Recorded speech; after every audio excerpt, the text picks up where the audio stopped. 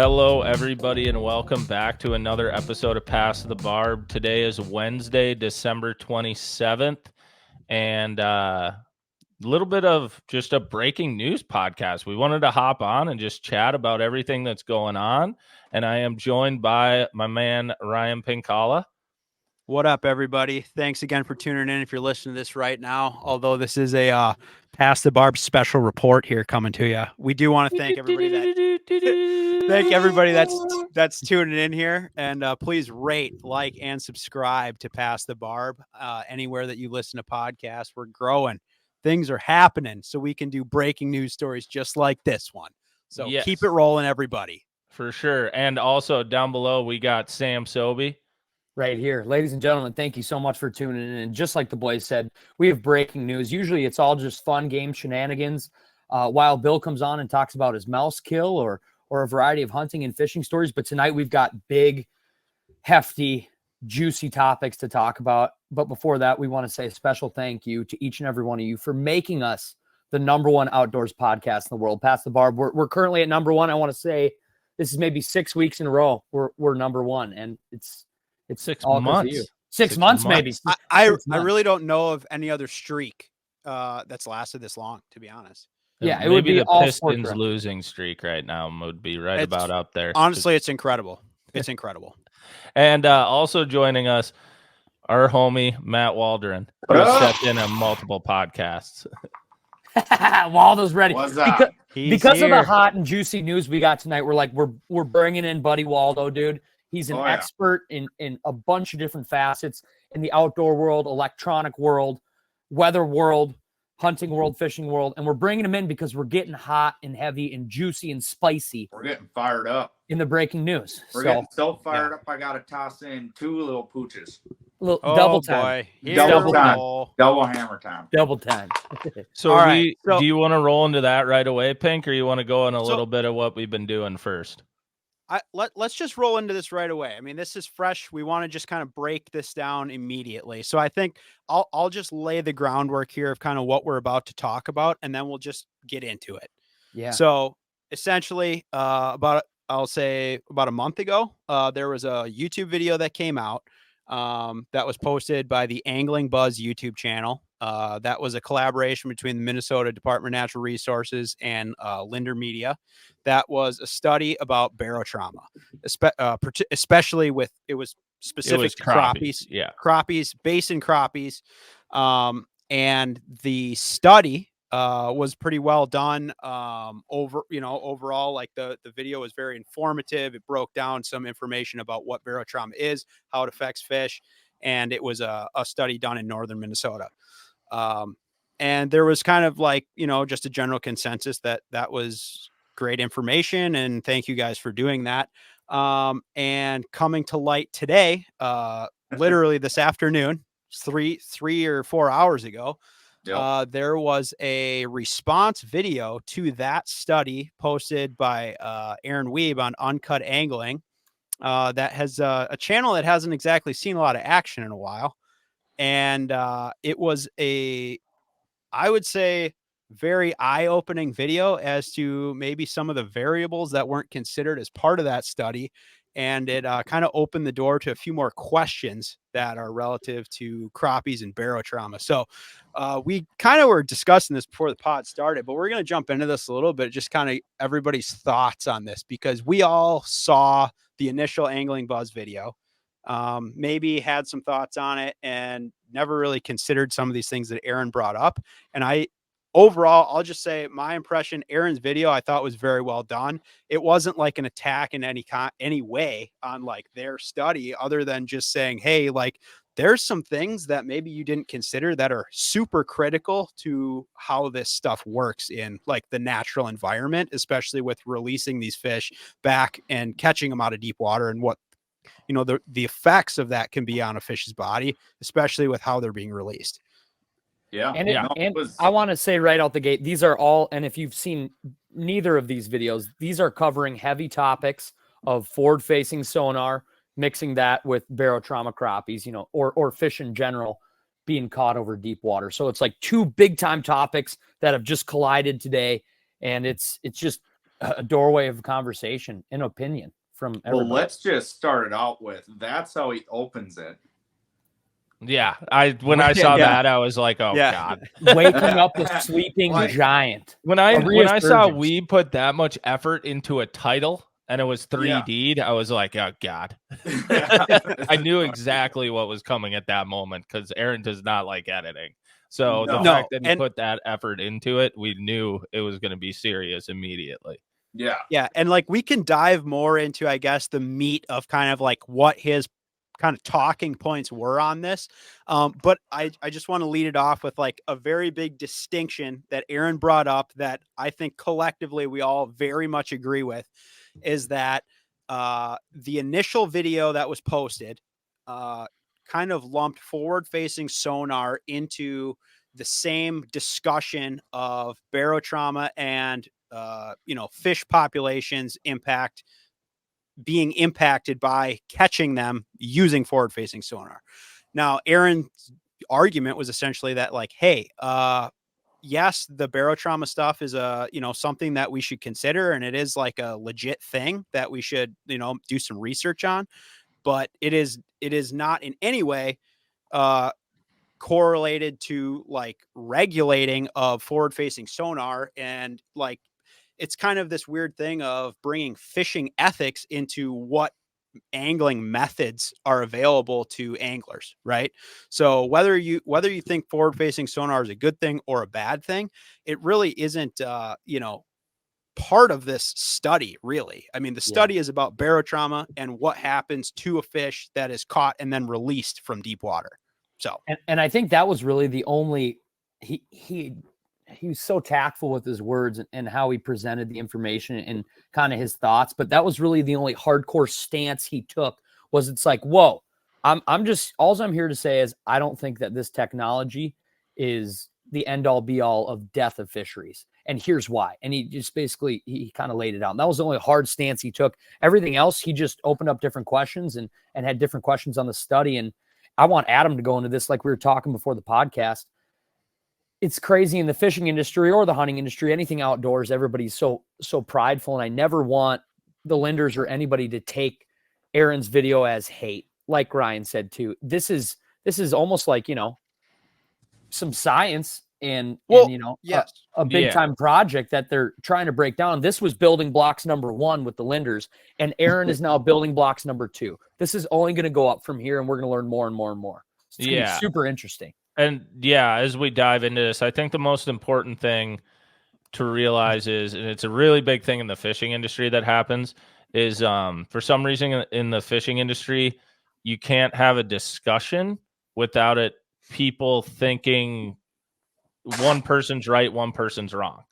In a lot of the ways science is done or studies or whatever, it's a lot of building blocks learning.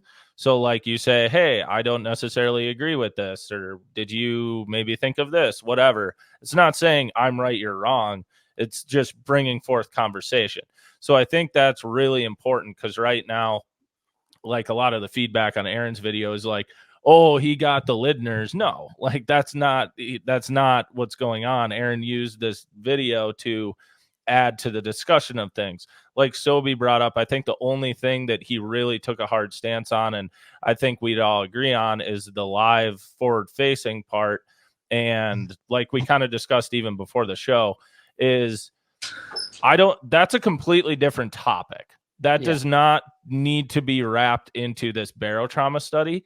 In my opinion, like it's a completely different thing. You could catch crappies down in 40 feet of water with a Vexilar for the last 30, 40 years, whatever. Like we have been our whole life. Yeah, you can do that. That forward-facing sonar, yes, made it a little easier, but like the barotrauma thing has just been there. So looping in the forward-facing technology, I think was, and I don't even think they necessarily meant to do it. I think they were just talking about it. And Aaron brought up some very good points of, you can't draw these correlations and leave a loophole for people to like get in and try to get legislation going, because it's gonna go poorly. Right. And where does it stop? Right. And that's the thing. Where do you draw the line? Because you start it with something controversial like forward facing, but at one time, the like right now forward facing is kind of the cutting edge stuff. Well, at one time the treble hooks were, or certain types of bit like the A-rig thing, Lake all maps. that. Well, the Yeah. very All of first these- controversial sonar was side imaging. That Yeah. There's Right. tons of articles, tons of people saying how it was going to ruin fishing forever because now you have a picture of what's actually on the bottom of the lake. Right. I mean, but once you start picking that scab, right, where you're saying, Yeah. okay, we can get our foot in the door with this, then it opens the door for whatever people that are advocating against technological advancements in outdoor sports to actually have a voice to stand up against some of this stuff. And it's hard to back down from that once they, have some momentum too. So I think it's an important distinction that he brought up. And like, to your point, I don't think the Lindner's video, the intent was to shed light on that, to say, oh, we shouldn't be doing this. I think the only reason they brought it up is they were saying, well, people are more often being successful catching crappies over a basin because of this type of technology. Yes. Yeah. Sure. Yeah, Which is true. I mean, that's, Yeah. that's legit. It was just the way that they approached it was wrong. Yes. Yeah. I agree. Yeah. And I want you to hold your thought there, Waldo. Ladies and gentlemen, I feel like we haven't even, I'm sure he's been on the pod before. We need to introduce our guest, Matt Waldron. He's a part of the Crappie Chronicles, a big wig in the advancement of everything ice fishing and outdoors. He works at Vexlar. Ladies and gentlemen, give him a round of applause. Thank you for being on the pod. Thank you. Yeah, boy. And I want to get your full thoughts on this because Adam, Ryan, and I kind of talked a little bit before this pod. So I guess our juice is already flowing. I just want to know what are your thoughts on this coming in cold? Like, what are your thoughts on all this? Just initial reaction to it. Yeah. The initial reaction was, I'm very happy he did that video because it almost seemed like the industry took the Angling Buzz video as a definitive answer. And I'm really happy he did that video because it brought to light there's a lot of variables that they completely missed and overlooked in their study. And the way that they went about the study in the fish handling was a pretty big eye-opener to what it actually can do, keeping the fish trapped in a cage versus allowing them to free swim and fight back down, and measuring the fish why does the size matter if barotrauma is barotrauma? So there was a lot of really good points that I think that he touched on that not a lot of people might not have thought otherwise if they had just gone off that Angling Buzz video. So I think it was a really good insightfulness on his part to ask the questions and bring up talking points that were completely missed. Yeah. Matt, do you I mean, because this is we talked about this before a little bit, but like I felt like after watching Aaron's video, like I went back, watched the original Angling Buzz video, and then I was like, because I'd watched it when it came out initially, and I like looked at myself and I was like, why did I not have more questions after I watched that the first time? Yeah, I feel guilty too. Yeah, I just you know what I was mean? like, oh yeah, that's kind of what I thought too, and it stinks because I think it's because we all had that same preconceived notion of like, yeah, we kind of think we know how this is going to end or what we think is going to happen. Yeah. We didn't. Right. I went into it completely biased as well. Be like, I really love they made this video. That's what I thought was going to happen. I didn't question it at all. Yeah, right, because it kind of supports what you think anyway. Yeah. No, it was. I mean, he freaking nailed it on the head. There's a lot that they missed in that study and a lot that they could have done better with it. And at the time when I watched that original Angling Buzz video, I didn't think anything of it. I just thought that, oh yeah, I mean, that makes sense. I never really thought to ask the questions that Aaron asked. Yeah. But I think that's an important part of like any scientific research, right? It's like somebody does it and then people kind of analyze how it was done and then have more questions. I mean, that's like part of the scientific method, right? Is like going back, figuring out what variables weren't accounted for, and then posing a new question and then going after it again. 100%. So it's like, I think he's teeing it up really well, actually, for there to be like follow-up, right? Yeah. And I believe that after just watching his video, there's a lot more that can be done with those studies that can be way more extensive. And I know I saw some things that it was just like an entry study to the topic that the DNR did. So by no means was it, like a final study or by like any of that means. So I really think that opens the door to a much more extensive research project on it, maybe in the sense of even tagging fish with pressure sensors and trying to find out their survival rates. Like there's a lot more that they can do to really have a better collection of data to make a better assumption on what actually happens to these fish. What was your thoughts on the way that Aaron released those fish? Have you ever seen anybody release one in that way? I did. No, I was fully expecting him to actually fizz the fish. I was not expecting him to release them like that. And so that was pretty cool how he kept the mouth open and the air would escape. And it's not that the air was necessarily escaping from the air bladder, but it was the air inside the fish's mouth, almost throwing off its equilibrium, and then making sure the mouth filled up with water, pinching the lips, and then without removing the fish from the water, sending it back down the hole. Dude, where did he learn that? Like, I have no idea where he learned that. I've never seen that before. Yeah, I've never seen that ever. So it was really cool watching, and you could see it on the forward facing. The fish swim right back down, and it would stay there for quite a while too. Mm-hmm. Yeah, I know there was one fish that it looked like had a hard time, but he ended up making it back down. So that just reaffirmed the theory that the study the Minnesota DNR had done was pretty flawed in the sense that those fish were trapped and they could not swim freely to acclimate themselves back down to those depths. Yeah, every single fish on his forward-facing sonar took a very gradual angle when, descending. It's not like they just went, Michael Phelps dove right in. You know what I mean? Yeah. And if you have no idea what we're talking about, try to go and watch these two videos because they're very detailed, both of them. And they show some pretty interesting things, especially with forward facing that show how fish are actually descending back to those depths. But it's very interesting perspective that I'm glad someone brought up because I think there's a lot of people that watched that now and are saying, man, now that you say that, I also have those questions. Yeah. And I think the biggest thing, like we said, is like that angling buzz study was a preliminary study. Like it was the first one. So to sit and be like, oh, they were wrong about this, wrong about that. It's like, well, I would have been too. Like, Well, somebody has to get the ball rolling. Right? Yeah, someone has to get the ball rolling. So it's nothing at all for the Lindners. Like it's bringing it up is great.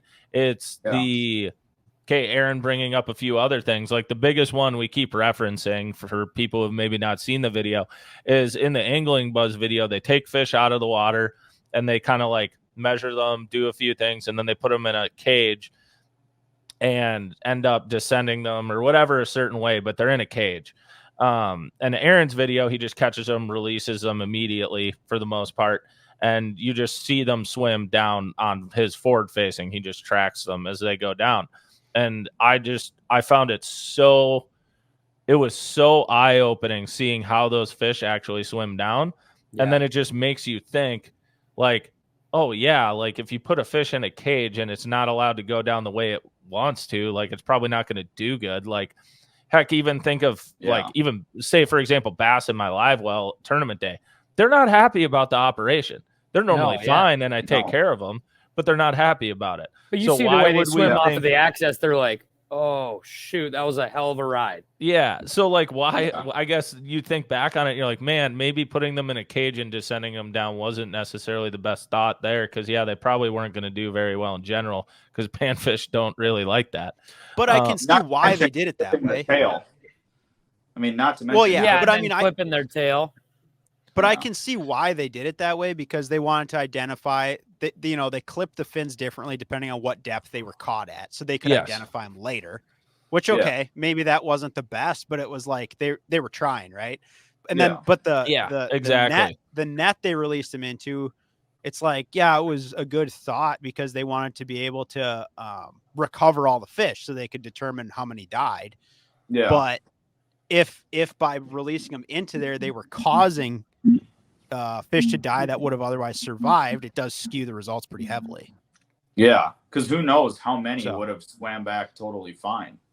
Well, Yeah, and right. a very important distinction that Aaron does make in his video as well is no idea about delayed mortality, because no way you're going to be able to do that unless you have you tag 'em. sensors or tracking or some Or they're massive in like net, somehow a enclosed football that, field size big. Like, there's no way to figure that out really.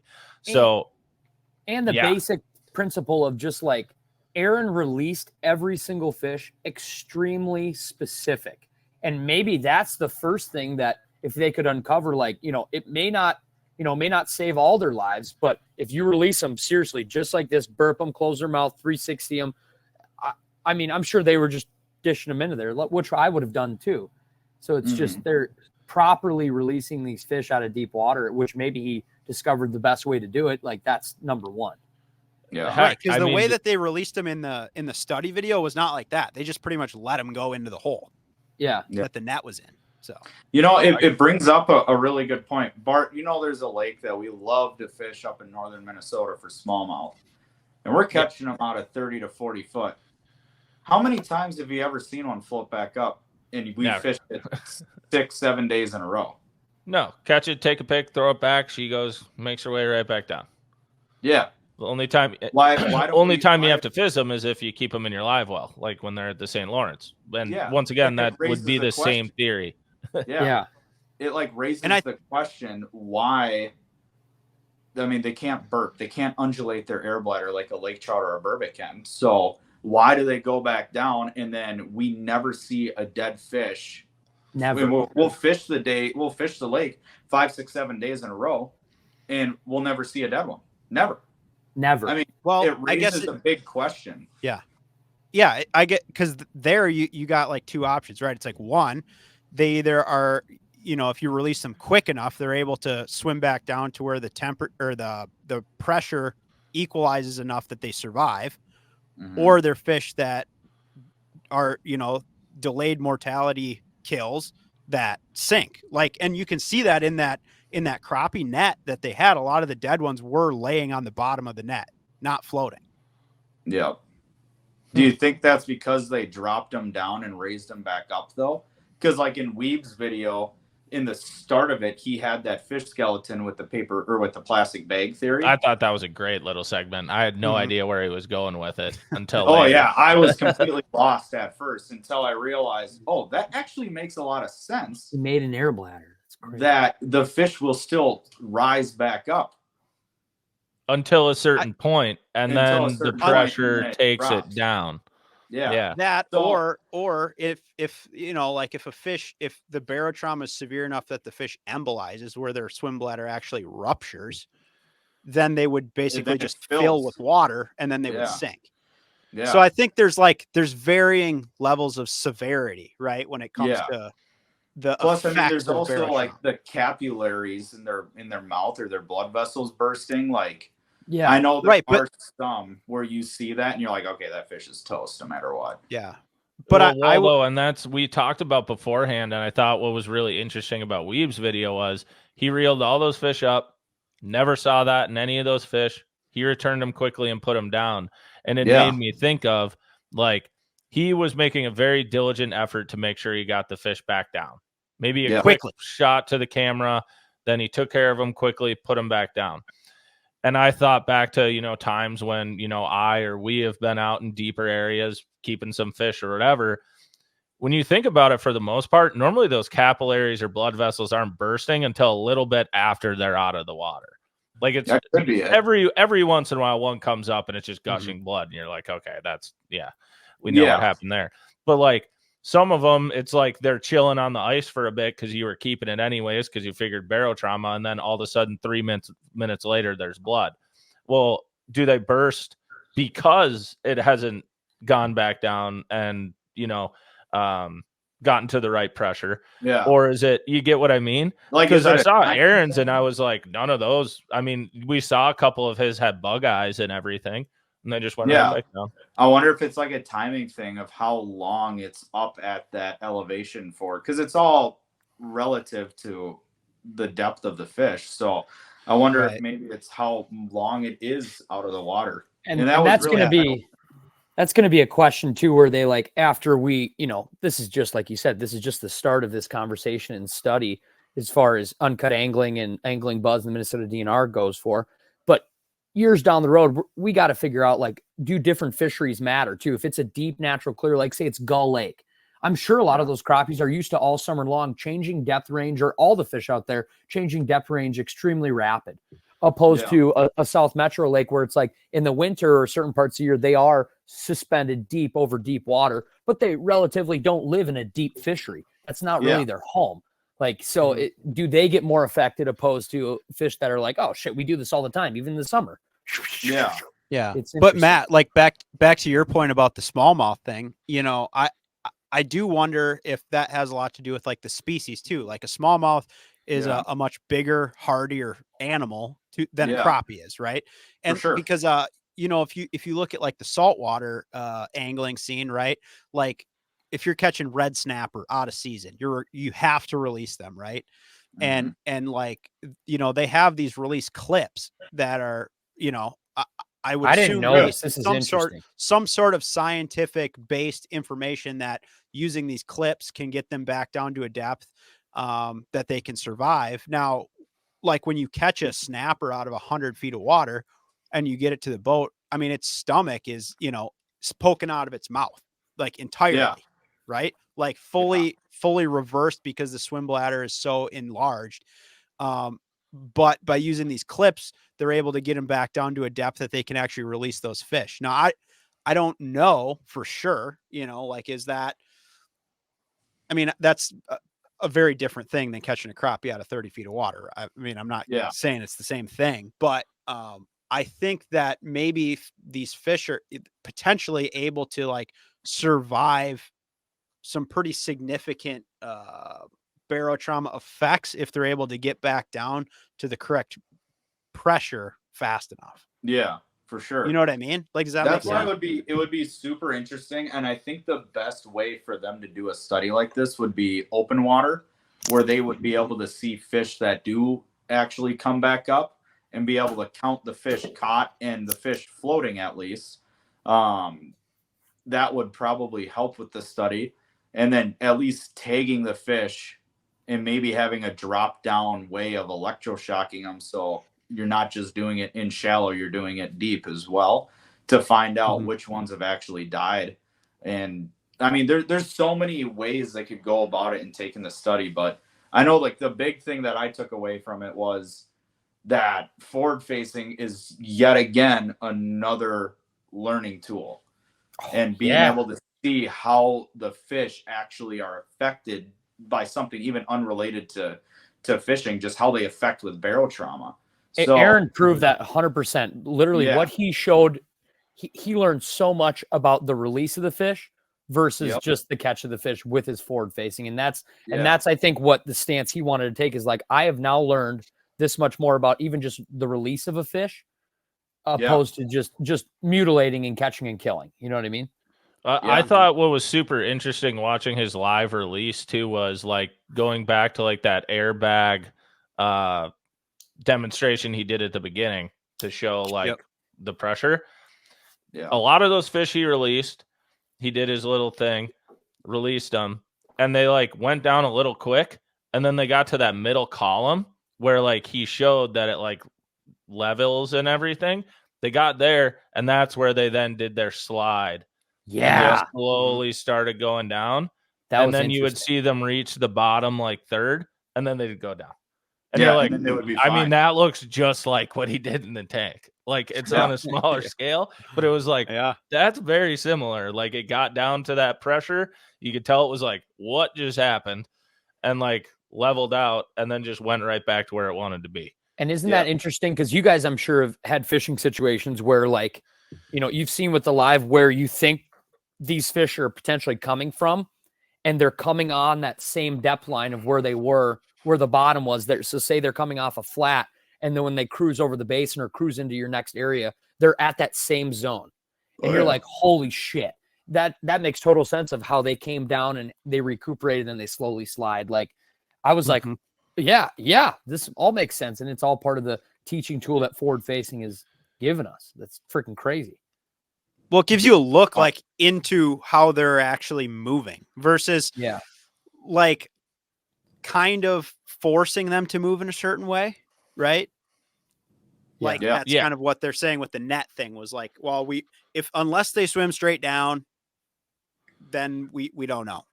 Yeah, and what we right? learned from Weeb's video is they don't swim because I don't think down. a single one that he let go actually swam straight down.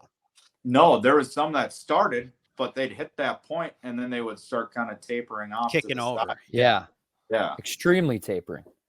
Yeah. So I think biggest thing is that there's more questions, and it opens up a bigger conversation, I think, than maybe just looking at whether or not catching crappies out of 25 feet of water is a good idea or not, right? Yeah. So I have a question for Matt. Yep. Tomorrow you go to work and say you work for Lindner Media. Jimmy steps in the office, Jimmy Lindner, Jeremy Smith steps in the office, and they bring you in, and all three of you guys watch the video. Now, what do you do? What do you do if you're Jeremy Smith or Jimmy Lindner, and you go into work tomorrow and you have, I assume they're going to have a meeting about it. Like, why would they not? What are they going to do? Yeah.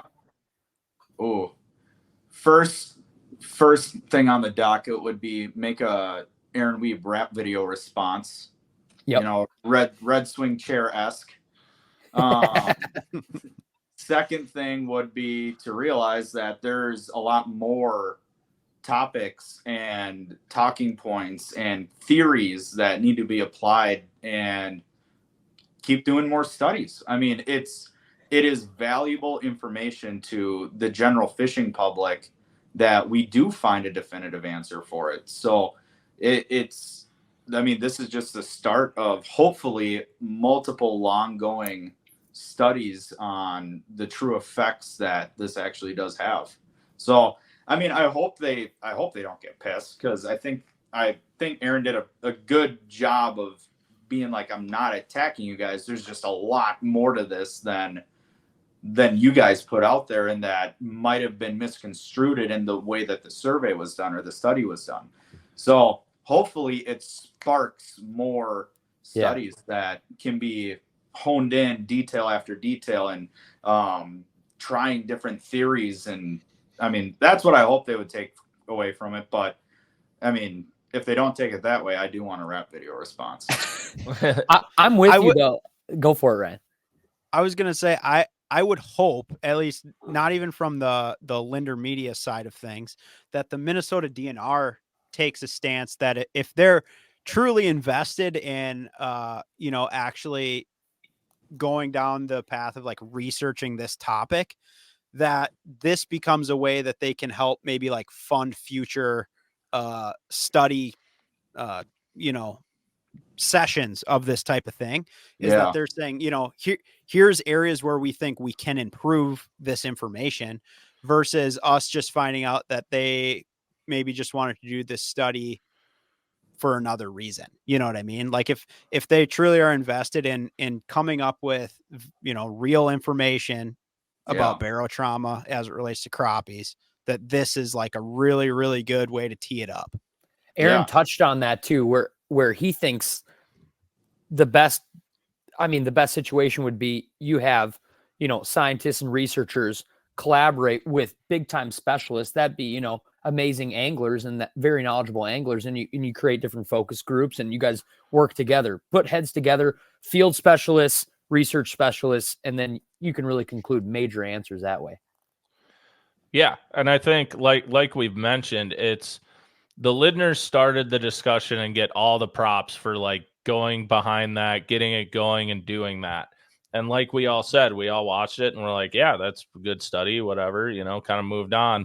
Then I think Aaron opened up a very important, I guess, hole in our industry of sometimes we don't necessarily question things immediately or the right way either. Where it's like Aaron did it the right way, where he was like, this is a great start, but like, here's a few holes I see in this. Maybe we can make it better. And like you said, Sobi, like having scientists work with, fishermen. Because like we said, there was stuff Aaron did with those fish and everything that I have never seen in my life or heard of scientifically or anything that we saw them go do. And I was like, that was like mind blowing. Yeah. That I hope the Lindners are freaking excited. I hope they're excited. I want them. I hope they walk in the office and they get excited and they go, we have been teaching people how to catch crappies, bluegills, walleyes, pike, muskie for however many years. And a lot of it, there's been a lot of overlap because, I mean, there's only so many different ways you can teach people to do this or target this. This is a brand new realm of places and things that we don't know everything about, because when it comes to catching bluegills, crappies, pike, muskie, walleyes, they got it down, as do a lot of different people in the industry. Like, there's those questions and those videos have already been done and they've answered those questions. There's brand new questions that need to be answered. And I hope they're freaking pumped and excited. And the nice thing is it doesn't just correlate to crappies. I mean, everything gets affected by barotrauma. So these studies are good just for fishing in a hole to hopefully answer unanswered questions and shed light on maybe new techniques and ways of helping with fish care. Yeah. So I think it's good. I hope they take it in a good way. This is going to be so interesting to see where it goes, dude. I'm so excited to follow this. I still just wish that they have Billy Lindner swinging on a red chair, like, or something awesome. Like, Aaron, we see what you said. And we're going to go back to the drawing board and we're going to do it better. And Billy just flies out. Oh, yeah. Oh, that sure. would be awesome. That would make my day. But hopefully, I just hope that there's not a lot of racing. Yes, agreed. And I just hope that there's not like a lot of backlash. Like, it seems like some of the comments on especially the Uncut Angling video were kind of like he was sticking it to him kind of thing. And I don't want that to become what this is about. Even because it's not about that. It's not. It's too important of a topic to. Yeah, right. That's like that. The people making those comments are the people when he popped up the comment and said, like, this is not me calling the Lindners like dummies. This is me calling the people who believe that I'm calling the Lindners dummies. Like, that's like that was what really, that comment was. It was great. The only criticism I have of his entire video is the title. Realistically. Just because it's like it's triggering enough. You know what I mean? Which, I mean, it's a YouTube title, right? What's the title? It was. I actually thought it was pretty good, to be honest. I'll find it quick.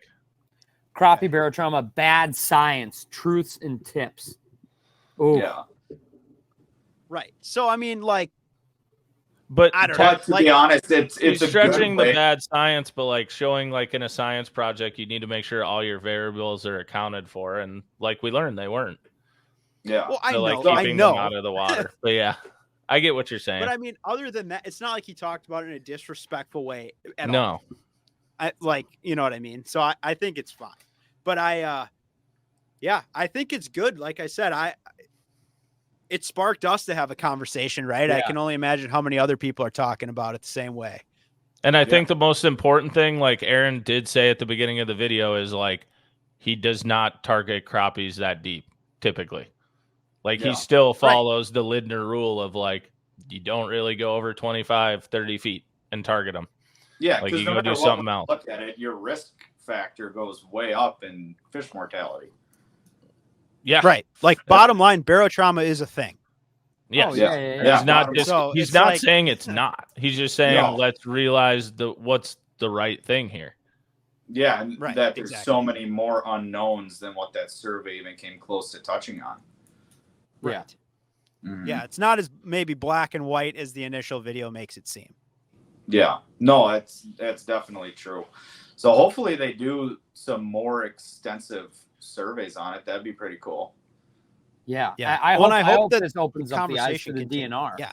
Because this is going to get anglers talking like this, but I hope the DNR talks and goes, you know what? Wow, there's incredible assets out there on the ice. Aaron is just an example of one where we can go be with them and they can show us more with their technology and what they think and what they can find. And then they're just giving us information, then you guys decipher it.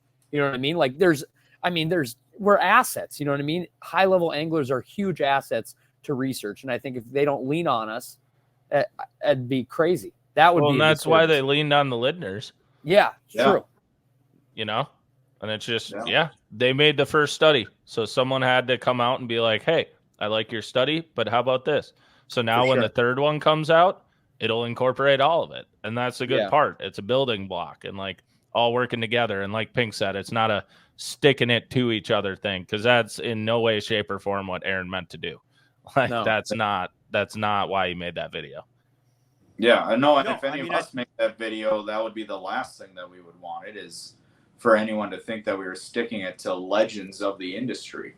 You know, that doesn't look good on someone, especially if you're working in the industry, to stick it to someone else in the industry. It's just creates bad blood everywhere, on you, on them. It's not good. So I think the biggest thing that most people can take away from it is that he was simply just raising more questions and showing that there needs to be much more extensive thoughtfulness put into these surveys.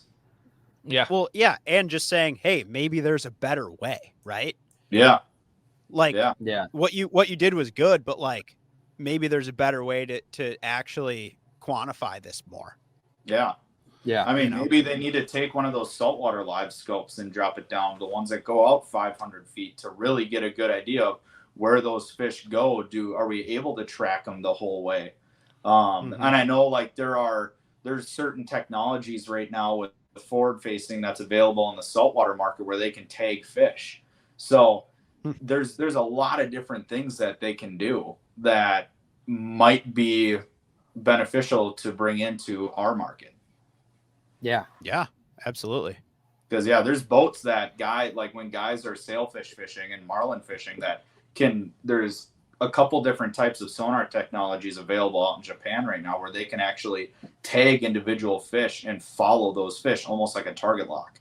So there's definitely more advancements coming out with sonar technology that'll be able to be not only applicable to fishermen, but just scientific information gathering that can be very beneficial. So I hope that they don't take it the wrong way and just attack forward-facing sonar and not realize what a useful tool it is. And at the end of the day, a fish is a fish. Is a fish. I make that fish eat. And if a fish isn't going to eat, it's not going to eat. I mean, I can't tell you how many times that me, Pink, Bart, you, Sobi, we have been together and been chasing an individual giant crappie and not been able to make it eat and had to leave it and go to another school or another fish. And that's just how it goes sometimes. No matter what you do, a fish is a fish. And if it's not going to eat, it's not going to eat. And that's you go for it, Adam. Well, I was just going to say, we kind of talked about that with Weeb's video. Like, if people think you can just catch all the crappies you want, Weeb had hundreds underneath him, and he struggled to get to 12. So, like, you could see his scope screen the whole time, and you still got to get him to bite. And he had to work hard to get to 12 for his sample size. Yeah. And I think the fishing community in general, they only see what they see. You know what I mean? So, like, we talked about this earlier in the podcast, but, like, they go online and they only see videos on Mega Live or Livescope when it's completely benefiting the angler and they're catching them with it and it's looking good, it's feeling good, they're crushing. But it's like, I can count a million days on my hand I had live on my boat all year, and especially being in the upper Midwest, obviously it's different down south, but it's like there's so many days when live does not benefit you at all because a lot of these lakes are weed driven. They hide in the weeds, they hide in the structure, and it's not applicable to that day or that situation. And people think, the people that are against forward-facing sonar, and we're not going to go all into this, but like they think you get forward-facing sonar, you're going to go out and slaughter every single day, catch every fish in the lake, easy peasy lemon squeezy. It's like playing freaking Pac-Man. That's not it at all. The biggest variables in fishing are still weather, wind, and everything else underneath the sun that makes time of year and fish movement change on a freaking minute-to-minute basis. And that's what makes fishing tough. Fishing is still tough as shit, dude. It's tough as shit. And some of these fish, I mean, especially in the winter, they're not going to eat every day. They're not going to eat, they might eat for maybe 10 minutes in 2 or 3 days. So the likelihood that you're going to get a fish to eat every single time is, extremely low. If you look at like a theory of probability with it, it's low. So there's a very low probability that you're going to get every single fish that you see to eat. It's very rare. And I can't tell you that's a more high level deal too, because Matt, you understand weather and weather patterns and pressure more than anybody else here on this podcast right now. And you know above everybody, if the pressure's off a little bit in certain situations, certain bites, those fish are never going to open their mouths. Right pressure day, right bite window opens up, freaking boom. It's easy. And it's like, that's what gets captured and put online. And then people see that. And that's not exactly what happens when they spend enough time in the water like you boys do or I do. It's just, oh yeah. I can't tell you how many lakes that we've gone to where for whatever reason, it seemed like a perfect day to us. And those fish either didn't bite or were impossible to locate. And then you go back on a day, completely different weather conditions. It could be super high pressure, bluebird skies, middle of the day, last time you would expect for them to eat, and they just go off. So every lake and every school and every fish is so different. And there's so many different variables that come into it. So the odds that the stars align and that every fish you catch on forward-facing sonar, or every fish you see on forward-facing sonar, you're gonna catch it is such a ludicrous statement. It's unbelievable. Yeah, for sure. Well, do we have anything else we want to touch on with that video? Otherwise, I think we did a good job. Big baits. We could go into Christmas. The big baits. He was using big baits. He was using really big baits. He was using big baits. Oh, yeah. No, I was gonna. I'm not fully up to date on the agenda, Pink. But do you want to roll into a little bit of like what we've been up to and story time? Because like Waldo is a professional cornhole player now. We have to ask him about that. Yeah. So why don't we registered, baby? Yeah, why don't we just kind of dive into that? I think we'll kind of see how this plays out over the next couple of weeks, and maybe we'll revisit this on the next pod just as a follow-up to what we see go down with the rest of this barotrauma stuff. But yeah, let's get into it a little bit, just kind of like what we've been doing. We're just coming off of Christmas right now, so I think everybody had probably a solid weekend, and I'm not exactly sure what you guys all did, but yeah, we've been doing a little fishing too. So Waldron, why don't you dive into it? How was your Christmas? And maybe just like give us a little preview of kind of our last fishing expedition. Well, before the preview of our last one, we should talk about the Western Minnesota, John. The video's up and everything, and there's so many hilarious notes in that section. There's some awesome. All right, well, let's just see how. Yeah, let's just how was everybody's weekend? Good. Wow.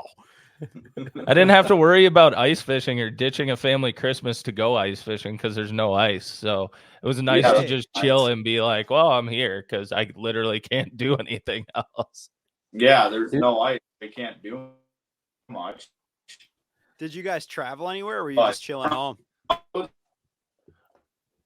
Waldo, you're getting super glitchy. I'm willing to bet your phone's about to die. He's gone. We lost him. I pulled him out because he froze again. His phone's definitely dying. Oh, he's kind of back. But yeah, Waldo, look for a phone charger because you're probably about to die.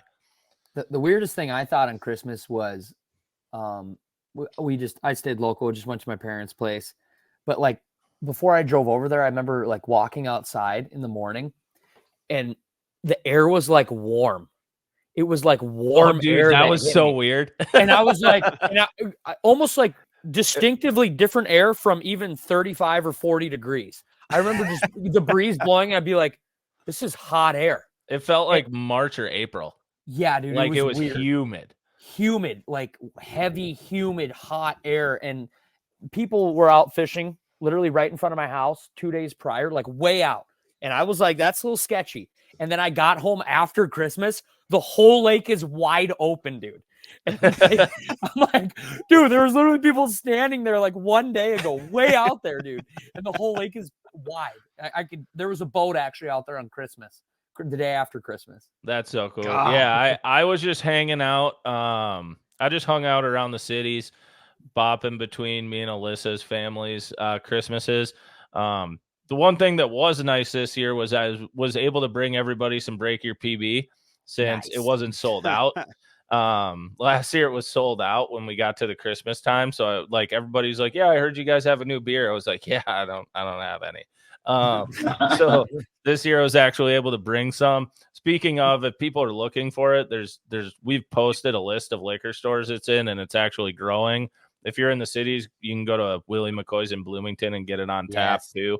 It just got cracked on tap, but yeah, that was cool. Just being able to see everybody. And the one thing that I'm sure you all dealt with this at Christmas, was everybody's like chatting with you, and then they're like, yeah, so how's your ice fishing been? And I'm like, it's water. So I'm like, I'm not Jesus. Like I can't walk on water. Like, I have one critical thing to say about Break Your PB, and I'm just gonna throw it out there.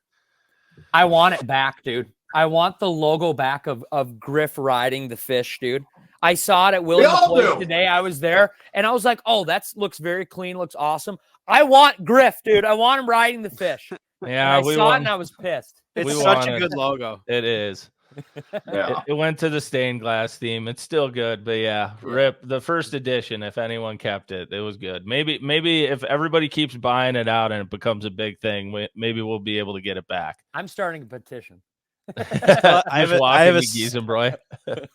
6-pack of OGs sitting right over here. Yeah, I do too. Cans out. Actually, please don't throw those cans out. I have the first like 3 cans we ever got that we brought to the St. Paul Ice Show that one year to have everybody taste, and then I have like the first 3 cans ever canned with the OG logo too. I want one of those cans, Ryan. If you'll give me one, since you got a 6-pack, I want one. All right, we can arrange something. But yeah, what about you, Ryan? Where'd you go for Christmas? I stayed here for the first time in a very long time. Normally I head over to Wisconsin, but we did some family stuff here. My sister just had a baby, so I'm an uncle now. Congratulations. So dude. we That's did awesome. yeah. So we had we did a little Christmas with them over in St. Paul. So I was hanging out there, and then came back and did Christmas at my parents' house on Christmas Day. So we were just kind of bumming around here and making a just ridiculous amount of food for not very many people per usual. What's one unique thing you made? I know you had to make some a little spicy. I saw some. Oh, so I did. I cured a bunch of salmon fillets. So I've been doing that for a while, but I kind of cracked that one out for the holidays for like a brunch scenario.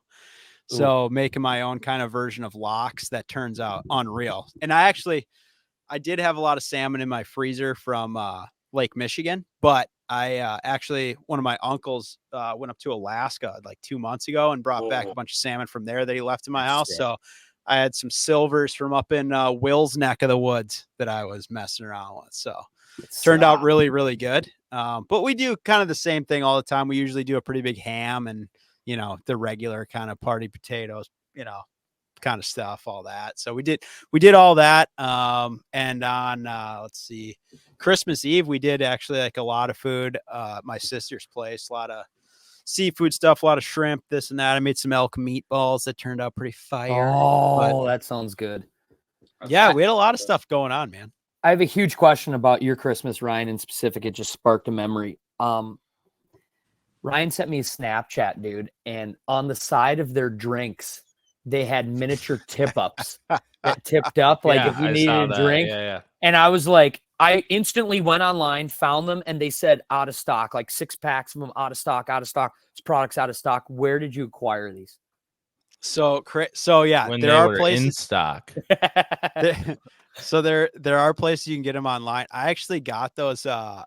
My mom goes to this huge craft show in Wisconsin. It's called Cranberry Fest. And there's somebody there that makes them and sells them. And it's like a super cheesy little thing that like suction cups onto your like glass or whatever. So sick though. But I will say it does lend itself to some pretty wicked drinking games. And the easiest one. So basically, if you're setting your drink somewhere if somebody trips your tip up, dude, you got to finish it. Oh. And this can go on for quite a long time. How many do you have? Do you have them all at your house? I don't have. I've given away a lot of them, but like I think we used to have like probably a dozen, and I'm down to just a few now. But I should get some more because it's actually pretty fun. Or if you're having a party, it's a super fun like little thing to do. Because I think like they sold them as like a thing to be like, oh, you would like flip it up when you're out of like when you need a refill or whatever. But obviously, it's way more fun to play it like a game where somebody you have else to is actually finish your drink. So That's good. incredible. Yeah, so they're pretty sweet. Check them out. There's a lot. I think a lot of people that make them. They got to be all over Etsy, dude, for sure. Dude, I want to order some, and I have Hanson Family Christmas this weekend, and they're all recreational ice fishermen. I have to get them in, dude. I have to. Dude. I want them so bad in. Some like overnight shipping. Yeah. Dude, I'll pay. Yeah, right on. How about you, Waldo? What'd you do? Oh, I didn't do much. I just kind of hung out around home, went to the parents' place, went to Anna's parents. Did not do a whole lot at all. We had some prime rib and some lobster tails. It was good. It was really good. Nothing too crazy, but it was an awesome Christmas. It was a nice low key one, but it didn't even feel like Christmas. There's no snow on the ground, anything like. This strikes me. The prep for Christmas. This was the first year, and we're making a routine of this. My dad rented out a Hummer limo, and we got a little tore up on the Hummer limo. We rented a Hummer limo, and we had myself, Anna, a couple of Anna's friends, Krug, JB, a bunch of the boys on the limo, and my parents and Krug's mom, and you could bring as much booze and beer as you want. So I picked up like 4 packs of Break Your PB and a bunch of Busch Light, and there was like probably 40 beers in the cooler, and it was gone. But was the premise though to go look at Christmas lights, right? Yes, yeah. The premise was to go look at Christmas lights, and about 2 hours into this 3.5-hour limo tour of Christmas lights, my dad and Spock think it's a brilliant idea to get out of the bus, trespass, and take pictures with people's Christmas lights. My dad and Spock. That is just that's beautiful. Your dad standing next to this 6'7" young man, just selfies. And I've got photo. It is awesome. And so the best part about all this is they did it to the first house, probably $4 million house, huge house. They had like a 12-foot tall Santa and some reindeer around them, and Andrew is sitting there riding a reindeer. And so I got pictures of that. We go to the next house, significantly smaller house, significantly more Christmas lights, and there's a manger. So my dad's taking a picture like he's laying in the manger, and Andrew's sitting like next to him like, oh, look at this. The people show up. No. So they book it and they run. Andrew's leg clipped the Christmas lights, and like the whole front half shut off. Oh my God. They make it into the bus, and the guy's like running down. You broke my Christmas lights, like running down the limo. And he gets up to the limo, and all it was is the lights just came unplugged, but the guy was losing his stuff. And Buddy in the limo goes, I'm pretty sure it was the other limo, and just drives away. Oh my! Because there was multiple limos doing this. Oh, it was wild. But yeah, it was definitely going to be an every year tradition now because of how much fun that was. You can fit like 15 people on the bus. It's so sick. Oh, when I saw those pictures, I was like, all is well. When I saw pictures of your dad and Spock next to these lights, I was like, all is well. This is everything I want it to be and more. Oh, yeah. Well. That was, I haven't laughed that hard in a long time, and it was so much fun. Like, if anyone decides, like, oh, let's do a Christmas light tour in a limo, freaking do it. There's a bunch of them out there. And It's incredible. It was so much fun. Like, I highly recommend it. I know, Bart, you said that you were interested in going. Yeah. Oh, for sure. I could not be interested in doing that. Yeah. That looks very fun. Oh, Dude, that just seems like a top tier Christmas experience. That it's like literally the premise is so small. We're just gonna hop in a bus, drink a bunch of beers, drive around, look at lights. But like, you know what it's gonna turn into? It's gonna turn into an awesome story or memory. That like, dude, that in my book is like, yeah, I want to buy that for family and friends. Like that experience. It's 100% worth it. Like, I went into it not being like a Grinch or anything, but it's like Christmas lights. I freaking see them all over. I see them driving to and from work. Like, it's whatever. That was fun because there was a bunch of the houses that we went by where they would have like a lit up like 102.9 sign on there. So you would go to like that radio station and their Christmas lights would be synced to the music. So the music would be bumping in the limo. Oh, that's wicked. And the Christmas lights are going to the music. Like, it was so cool. So that's unreal. I highly recommend it. So that was my Christmas. It was a ton of fun. It was a good time to spend time with family. That's good. That's cool. good. Mm-hmm. All right. So before Christmas, we made a little jaunt. It was actually the weekend after the ice show. So this was like 2 or 3 weeks ago now. We made a jaunt out to western Minnesota. We stayed at Watson Hunting Camp looking for ice out in the western Minnesota region. And we were all like, I think we were all fairly hesitant on doing it, but we were like, well, we got to look for ice, but like, it's supposed to blow really hard tomorrow, and I don't think this is going to work very well. But we went, and dude, that next day driving around looking for ice, I don't think I've ever just been in sustained wind like that just on a regular day. Like, not storm chasing. Like, no, Waldo, it was like straight. It was like straight North Dakota wind. Yeah, it was like just like, dude, there's even a lot of storm chasing days that I've had where it is nowhere near that level of wind. Like, that was no joke. Yeah. Like, I mean, I'm pretty good at like estimating wind speeds just from storm chasing. Dude, those are like sustained 50-mile-an-hour winds, and it was bad. Like, I've only had it happen twice where I'm storm chasing and I can't physically open my door without feeling like it's going to get ripped off the hinge. And that was happening that day. It was like on another level of bad. And so that first day we all kind of looked at each other and were like, well, this is an ice checking day. There's no fishing. Like, one, mics aren't going to work. Two, I'm pretty sure your Vexilar would be at the other end of the lake by the time you even got it in the hole. Like, that was no joke. Yeah. Well, and like, dude, I didn't even get out of the truck till like 1 o'clock in the afternoon. Yeah. Yeah. Well, dude, and like, so Watson Hunting Camp is basically right on the shores of Lac qui Parle. So like, when we left Watson in the morning, we drove by Lac qui Parle and we're like, oh, there's ice on Lac qui Parle. Cool. We're going to look for smaller stuff and some other things to do. And 3 hours or 4 hours later, when we were driving back, we're like, well, I wonder if there's still ice out there. And Pink and I drove down to like one of the ground accesses. There was 3-foot rollers now. Gone. No ice. Where the ice was. And I pulled it okay, because Lac qui Parle is in like the refuge, right? So it's a federal refuge there, I think. So the game warden was parked in the lot, and I pulled up right next to his truck and like rolled my window down, figuring I'd be like, hey, Hey, what's and the report? He was like so pissed that we were even there. And I was just asking him like, hey, can we drive down this like little road? Because on the map, it looked like you could drive back a little ways to where you could actually like see the lake better. And he's just literally, I roll my window down and he rolls his down and he just goes, don't go out there.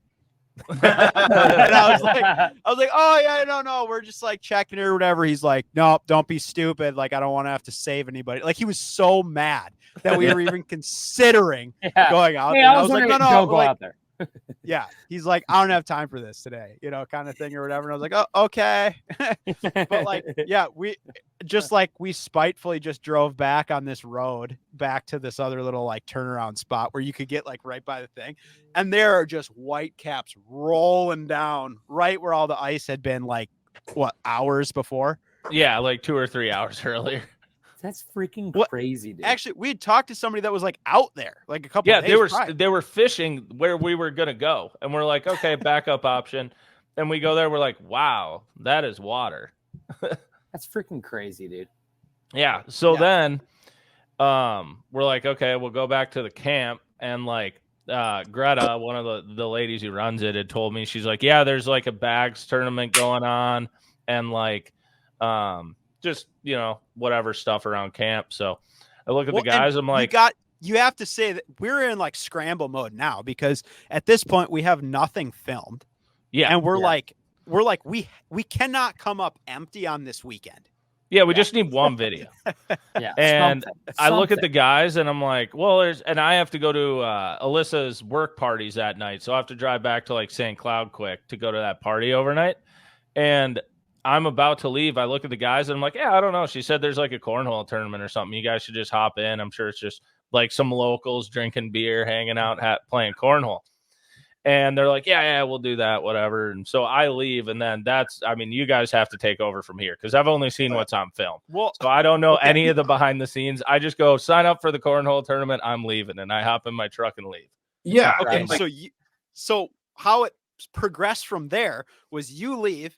We're all just sitting in the like bunkhouse thing we rented, which is literally just like a shed with 2 bunk beds in there. Like there's nothing else in it. And so we're just all chilling in there, drinking some beers, like, all right, well, let's figure this out kind of thing. And Waldron and Luke were going to play in the cornhole tournament. And we kept being like, oh, there's like the guy that would like register you. You got to go talk to this guy. Oh, yeah. We'll do it. 20 minutes goes by. You guys got to go to, oh yeah, we'll get in there. And then Aiden, who was the guy that was like, kind of helping us out over there, when we asked him about the cornhole thing, he's like, oh dude, it started at like 10 a.m. And it's already like the afternoon. And we're like, yeah. Oh, so shit, like Greta pulls some strings in. to like get them in. Yeah. No. So then you guys go over to the bar to like sign up. Yeah. So the whole time I had a very different idea in my head of what this tournament actually was. I did too. Yeah, we all did. So like, I would say I'm a very average bags player, especially when I haven't had multiple beers. And time out. Hang on. We played bags in this bar the night before, and it was a travesty. Oh, it was not. And we were the only people there. So yeah, we were the only people there. And like, I played bags, my whole life, and I felt like I was a decent player. And then we walk into this barn that they have. It's kind of like their event center, and awesome event center. It's got big heaters running down it, and it looked completely different from the night before. They had a tent. They had a huge scoring screen. These were professionally made, like. There's digital scoreboards at every set of boards. Yeah. You were like bush leaguing it the night before, and then you walk in that night, and you're like, "Oh, welcome to the freaking Olympics." Oh yeah, yes. So like, you're in Beijing now, and like everyone's wearing jerseys. Yes, everyone's wearing 100%. That's like what happened. Everyone's wearing sponsor jerseys, and we walk in, and like a guy comes up to us, and you guys want to play some cornhole? And like, we looked at him, and I'm like, is this like a professional event? He goes, oh yeah, it's an ACL regional qualifier. And I'm like, Luke and I look at each other like, oh, we're about to get just absolutely worked. And before I left, I was like, you have to play in this tournament because we need video. I was like, I just need some video. Oh yeah. So Waldo's just like, yeah. And I'm like, I watch this shit on Facebook. Like I love cornhole. I love playing cornhole. And I've watched like these videos, and these guys are no joke at how good they are. And now we're playing against them. And so it was like $80 to register. And we get Donation Poor station. guy. and we have to register on their app. So we get signed up, enter the tournament, and then we sit there and wait. And it turns out what actually started at 10 was the practice rounds. So these guys not only are at another level that we don't even come close to, it's like a high school bass fisherman in his first ever fishing event jumping into the elites. And so we freaking, dude, it was Imagine so being bad. in a Tourney Tuesday, Sobi, and then they're like, yeah, good luck at the Grand Lake Classic. Have fun. Yeah, no Yeah. kidding. Like, Yeah. Or like, you're going to this. Look, you get to go to the Lacrosse Open now. Good Yeah. luck. And then so like these guys not only have been practicing since 10 a.m., but we show up, we're already wind beaten to shit because we were We're just out in sponsored, full bro. force. Dude, these people are sponsored to Yeah, play and so, like, cornhole bags. one of the players, she had to have been 20 years old. She was the only professional in that region, and she was Absolute rocket, by the way. Oh yeah. And dude, I took in a lot of her games. holy crap, she could not miss. Unreal. I literally think that the only shot she missed was just for fun. Like, it was, I don't. She even would have would words. hang a bag on the hole and just be devastated. Yeah, Devastated. pissed, super pissed. Like, and then like, I there want to was know her one- backstory. Like, what brought her here in light? Like, what has prepared you for this moment here? Was your Yeah. training? You know, what kind of Tiger Woods father did you have to just, Exactly. to just Oh, bring yeah. you to this Well, point? and Waldo, I think one of the best video clips, I couldn't get it in because like I had to play around with like audio and everything because they were blaring music so loud in there. I was trying to not get copyrighted and stuff. So this one clip though, Sobi, you'll love this. So they go to their first game and Waldo's sitting there getting ready. Luke's getting ready. You know, they're going to play. This old man walks up to Waldo, looks down at the boards and goes, those are my boards. And Waldo's like, oh, cool. And then realizes the guy literally, it's his Like, company. This dude It's his made those company. with his hands. No, like Yeah. he's No, no. sponsoring the boards they're playing on. They're his company's boards. They're professional. He's They're- the owner of the professional bag company. I just, Or if, the board if you weren't company. already shitting bricks already, you just walk up and Oh, he's like, yeah. oh yeah, no big deal. I just Yeah. like Oh, make this and- for a living. And they were guaranteed 6 games they had to play. Yeah. So there was the first 4 games were to decide if you were in the people who suck bracket or the good guys bracket. So obviously we lose those first 4 games. And then Well, wait. So You the played- best The line first of game all was the time. best game. Yeah, is Okay. after the first the game. first game is the best game, but then so those second 2 games Well, are double. No, no, Well, Waldo, no, just a I'm not sec. going to say what happened. I'm just saying the first 4 decides what bracket you're in. The second 2 are double elimination for that bracket Okay. to decide who goes on and wins. So Well, the first game starts, and So, and just Waldo, before you get into it, Sobi, before I left, like when I left, Pink had texted me and said, dude, this is a regional qualifier. And I was like, no fucking way.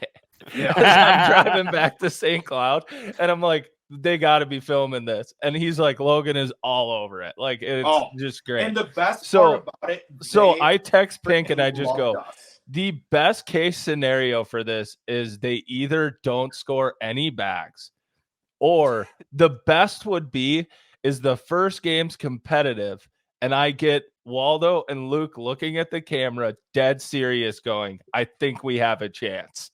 And then I what love it. happened, Waldo? Okay, so So you're that saying first there's a chance. dude, the first game starts, and all of a sudden, I look at the scoreboard, and we're up by 6, Oh, and it's like 13-5 or something like that. And I look at Luke, and Luke's like, "Yeah, we got this." And then all of a sudden, old man Larry next to me just starts freaking dropping bombs and like bagging it after bagging it after bagging it. I'm like, just sitting there like, oh my God, we are so screwed. And then it ends up being like 15-21 or something like that. And so I'm like, okay, well, I didn't expect to really win anything. We did significantly better than I thought we were going to do. So I'm looking at Luke. I'm like, we got this. Like, first game, we knocked out the Rust. Like, we got this shit. We go into the second game. We scored 2 points. Oh shit! But here was the thing that killed me, because like now me and Griff are just sitting back, just watching, just dying the whole time. Griff's buying buckets of Busch Light, and just like like they have like bucket deals at the like it's whatever. Griff's everyone's favorite person there. Yes, and Griff's He's like making friends with everybody there. Terrible like it was, yeah. And so the first game though. Like, so Luke is on the end where the scoreboard is. Yeah. And has like, there's like a way to like use the scoreboard that like probably is very simple, but like they've never played this before, like in this manner. Yeah. So the entire time, like the tournament director keeps coming over because they keep fucking up the scoreboard and he has to like fix it. And you guys like, are like for just the first trying to like 5 rounds, not make a scene. We're just trying to compete, play, not make any waves. Yeah. And then like the other dude is like, this is wrong. This is wrong. Yeah. And we're not sponsored. Yeah, no, exactly. And I don't know what Luke's deal was. It was such a simple scoring method. You literally put in how many were on the board, how many were in the hole, how many were off the board. And that's it. It's 3 columns, and you just do 2 on the board, 1 in the hole, 1 off the board. That's all you have to do. And for whatever reason, Luke just kept hitting the up button on 1 column, and it kept screwing the score completely. So he's trying to get team that we're playing against is getting super annoyed. And like I'm sitting there like looking at this old dude who looks like whoever the guy is from Gran Torino. He looked exactly like him. And and he's just like looking at me, and he goes, they can't figure it out, can they? And I looked down, I'm like, I don't think so. And he goes, fucking rookies. So after the first game, I got the clip I wanted, and it is Logan coming over to Waldo and Luke after the game, and Waldo going, dude, what we learned is we can hang. We can hang. And he turns and looks at I love Luke, the positivity there. and then Luke, I was trying to be positive, the best thing on video is you can see Griff in the side just immediately, and Luke like puts his hand on Waldo's chest and goes, whoa. And Waldo looks at him and he goes, that was a guy I was playing with first time too. And Waldo immediately goes, we are so screwed. Yeah. Well, and we're watching the other games while they're playing, and we're just like, there ain't no way, bro. There's no way. Like these guys can ball. Like there is just like we can't figure out the scoreboard. Clint Eastwood is pissed. Yeah, that's who it was. He looked identical to Clint Eastwood. So then you go play the other games, Waldo, and how did those go? Oh, they went absolutely terrible. We didn't score more than 2 points the rest of the 5 games. However, after game about 3 is when Waldo really started drinking fairly heavily. So it was like once you knew that you had no chance, you really started drinking, and Luke was still like Luke's D1 athlete competitive mode. Yeah. He was very competitive still, but you could tell he was fighting a losing battle, because he's like, your game was like drastically deteriorating. Oh, yeah. And his wasn't worse. And his was not getting better. No, it kept getting worse. And there was a point where I was like, well, I already know we're not going to win a single game, so I'm really going to enjoy this moment. And just soak it up and just have fun. And the best part about it was there was not a single person that was pissed we were there. And there was not a single person that was pissed that we were filming it. And they all ate it up. Like, they did. They loved it. Us, like they were having so much fun. Other all-time favorite Luke quote is Luke looks at the camera with Logan and goes, well, the guy next to me just told me there's 2 professionals here, and they're not one of them. And you can see the scoreboard in the side is 20-1. Yeah, unreal. They're fighting. I just love how that guy too like made the boards. You know what I mean? And you're just like giving this. You're getting like he walks up. It's like you just hop on a golf course with Ricky Fowler, and it's just like, oh, here's my Aerojet Cobra. Oh, that's my club, by the way. Yeah. Dude, That's and mine. Oh, okay. No, Cool. Dude, what Waldo, Let's tee you off. had to. he didn't make I the think we board. tee off then. Hey, he didn't make the boards. He literally he has a cornhole company that sponsored those boards to be made for the event to advertise for his cornhole company. That's incredible. He's like, I'm in the industry. So. Yeah. Yeah, I'm in the Where, industry. where are you guys from? It's a write-off. I am the industry. Dude, it was unreal. And they had to that you were supposed to bring your own bags. Oh yeah. Oh yeah, they had to get Like- loaner bags. Yeah, we got water bags. And that was the guy who like came up to us and goes, "Hey, are you gonna play? This is a regional qualifier." And he was the nicest guy ever. I mean, he was awesome. Yeah. So Sobi, this is I knew you would enjoy that story. That's some shit you just can't make up, Dude, you right? can't make it up. And those are like, dude, I feel like that's what you live for, dude. You had no idea you guys were going to step into this. This was not part of the game plan of heading out west when you guys wanted to ice fish, and you stumbled into an incredible memory that'll be there well, and, like, forever. And what I kind of thought was hilarious was, so the night before when we went to the bar, so we go to the same bar where the cornhole tournament is the night prior, and there's just like a handful of people there and like an empty pole barn basically. Yeah. And we were like, you could tell we walked in and they all looked at us like, you're not from around here. Yeah. And like looking back, it was funny because we thought they were just like some townies like hanging out there. Yeah. And these are like people that were probably like in town for this cornhole tournament. Yeah. Oh yeah. And And we they are weren't like playing showing behind- their cards. They weren't like just No. deucing rockets the night And there before. They're was- just kind of like, and they and there watched was- us suck. There was one set of boards set up like down at the end, and we're like, oh, we should just play Yeah. some cornhole. And we just set them up, and it's like us, down there. And like we were all so bad. And like we kept there's like a duct pipe on the ceiling. The And- heater. Yeah. And That Luke was the kept heater vent that fucking goes all the way across. smashing bags into it. At like every fifth bag, just torched this pipe, and everyone in the bar is like turning around, like, "What the hell is going on?" Which now I think is hilarious because these were all probably like semi-pro cornhole players watching these degenerates like playing in the bar, and then they actually showed up to the tournament the Yeah, next day. and they're probably thinking that the next day you guys roll in late, of course, right? Like not even close like to the time. and they're 5 like, hours. oh my late. God, those guys are here. And they're like, they didn't competitors. even practice. Yeah, yeah. No, I saw them practice last night for an hour. They suck. Yeah. Oh yeah. Unreal.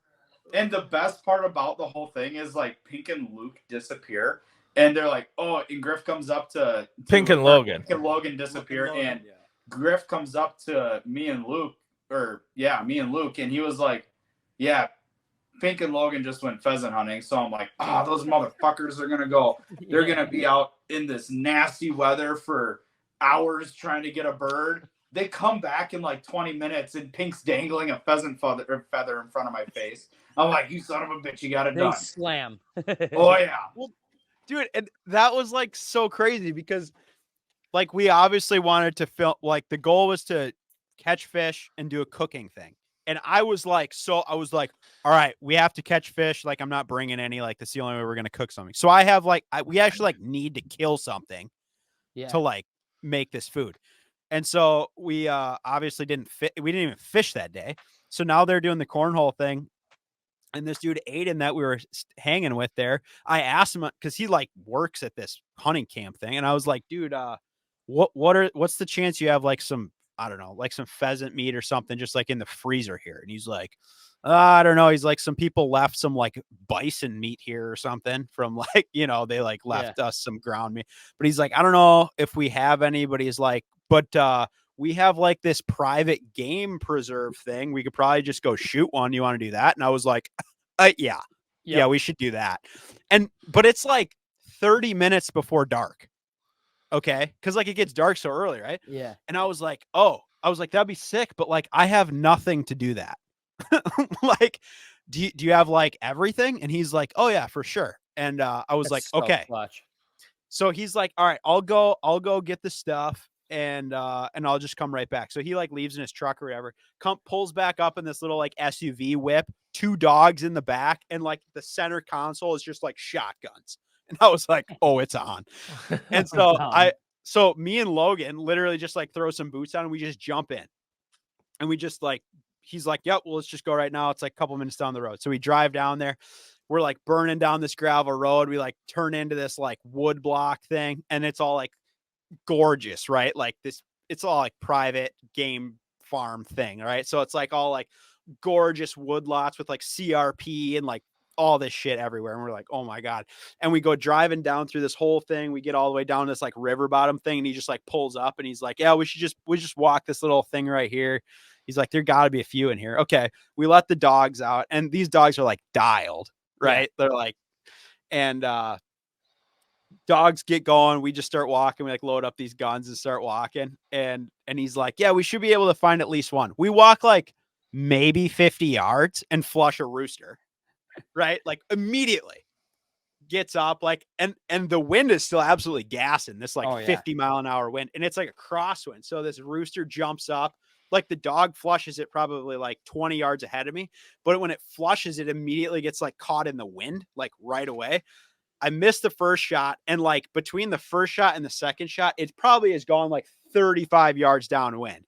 So I shot it, and it just like kept going. Like it was dead, but it just like flew away. Dude, that was a super cool piece in the video. Just like it was like boom. Next thing you know, you guys are pheasant hunting. And I was like, holy shit! Like how? It honestly, yeah, it was just like so quick. And but he was, I like initially I was kind of like, I was not going to say no, but I was like, do you think we can get it done before dark? And when he like zero hesitation was like, oh yeah, I was like, it's on, like we're going. Like he was just so confident. I was like, I believe in you. Let's go. And I swear to God, we walked 50 yards from the vehicle and shot a pheasant. That's unreal. And whatever. And we walked a little bit more or whatever, and we didn't end up booting another. But I was like, dude, it's fine. Like, I'm so over the moon with this right now. You have no idea. Like, we're so good. Because he was like, oh, we'll see if we can get enough. I was like, does not matter. I was like, we were staring at white caps all day. I was like, this is so perfect, dude. And so yeah, we whatever. Then we're just chilling, and it's gas and wind. We got cold, and we're just like, let's leave. So we jump back in the rig, drive back to the to the camp, and then they have unreal. Like I wish we had caught a bunch of fish, because like at the thing they had like an indoor, they had like a ice castle type thing that the inside was just like a cleaning shack. So like cool. We go in there, and it was just, you could tell like they've been obviously like running a lot of birds out of there, because the entire thing is just like solid pheasant feathers everywhere.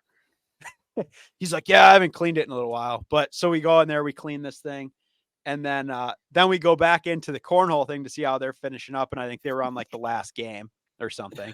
What's Griff doing this whole time? He's just chilling.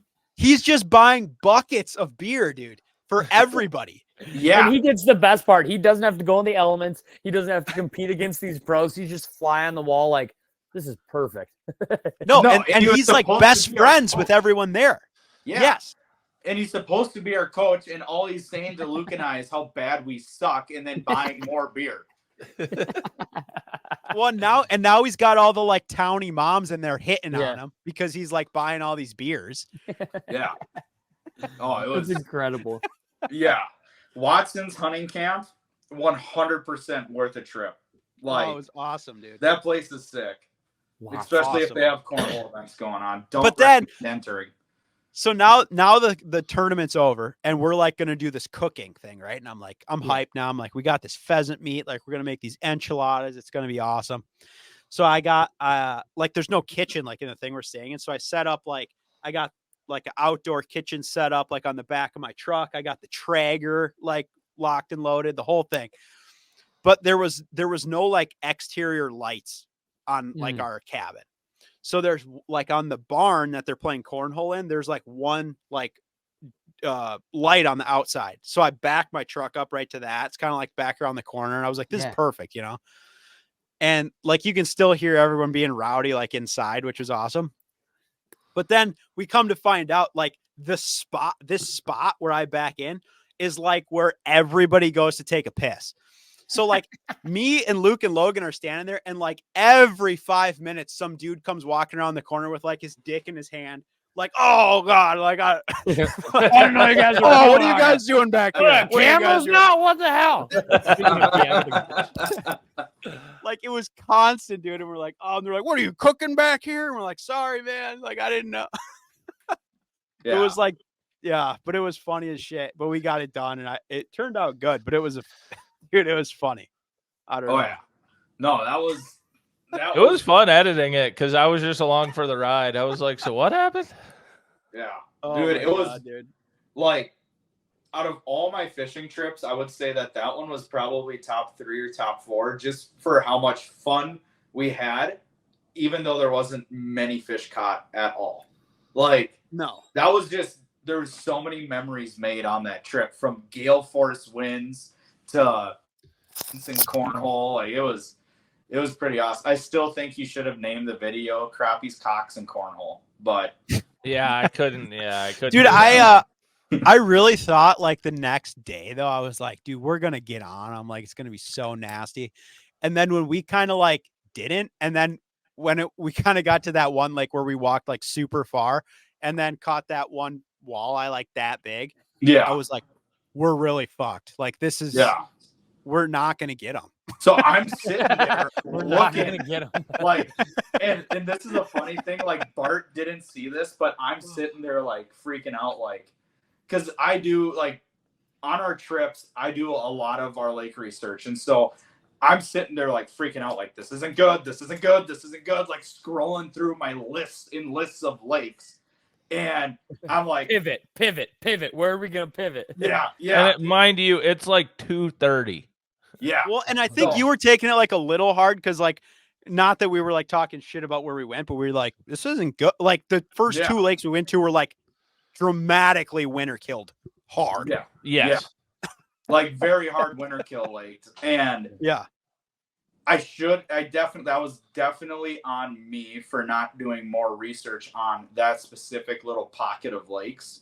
Like, I definitely should have like taken a couple extra steps, because they were fairly, I mean, one wasn't too shallow, but one was like pretty shallow. yeah. And so I'm sitting there freaking out, like I've let the boys down, like I'm looking through my list of lakes. It's the worst feeling. Dude, I find one that it's always had decent surveys. It's never been like incredible on the surveys, but I had a pin on it from like way back. I can't even remember if it was in high school or after high school. Krug and I had gone out there, and I know like a couple of my buddies had fished it, and they're like, yeah, it's a decent lake. And we literally go out there, and With 30 minutes left of light. yeah, 30 minutes. Like, left we of pull light. into the ramp at 3:50. Yeah. And we have one pin from Waldron's high school memory. Yeah. Yeah. And I don't know how it happened, but we got it done. Like, no idea how I pulled that one out of my ass, but it worked. We got very lucky. We got Very lucky. That's how it happens sometimes. Like, damn, it's just like I would have been just ripped apart on the whole way Oh home my from God. Griff. Like, that's the worst thing. Like, driving home from Griff, disappointed Griff sucks. I'm just gonna say this right now. So, driving 2.5 hours home down like 94 and then back roads is just not fun if Griff's pissed. So I'm really happy we ended up catching him, because we were in a good mood the whole way home. Yeah. Yeah. I That's think we freaking were all awesome. very surprised when I pulled up at 13.5 all of a sudden. We're like, what? Fish was Yeah. stout too. Fish was tall. Dude, it was built dude. Yeah. like the funny thing is we stumble Rick. into this like we ain't even on the Z plan anymore, man. We're in the like we're in exclamation points, This commas, is Hail Mary dashes. territory. Yeah. We are way back up plan at this point. Oh, Stumble into a lake where I catch at 13.5. We look at it and go, might want to go back there. That fish was pretty big. Like, there's probably some bigger ones. yeah. And we were only able to fish a very small inside turn that was fairly close to the axis, because like we had no time. Yeah, you had at no all. time. You were booking it. Like, we had Yeah. to make it happen in that 30 minutes. And we were just lucky it even had ice. The whole time we were Yeah. driving there, we were like, this could be Yeah, we wide didn't even open. know if it was going to be frozen. Yeah, and literally, like, we get to the access, or we're not even to the access yet. I think I was lead truck, and we're coming over this hill, and we get a glimpse of the lake, and I see an ice house on the lake, and I look at Griff, I'm like, oh, we're in. we are in. He goes, what do you And- mean? Like, there's an ice house out there, baby. We're getting on this lake and we're going to find fish. And I don't know how, but the stars aligned. And we caught one thing I like about that is I think it's a good glimpse at what probably a lot of people's ice season could be like this year. Just Metro, North Metro, South Metro, lower end of the ice belt, even upper end of the ice belt. Like, it's going to be a year to pivot. It's going to be a year to be like, this sucks. This is no good. Bad ice here. No good ice here. This lake sucks now. This lake winter kill from last year.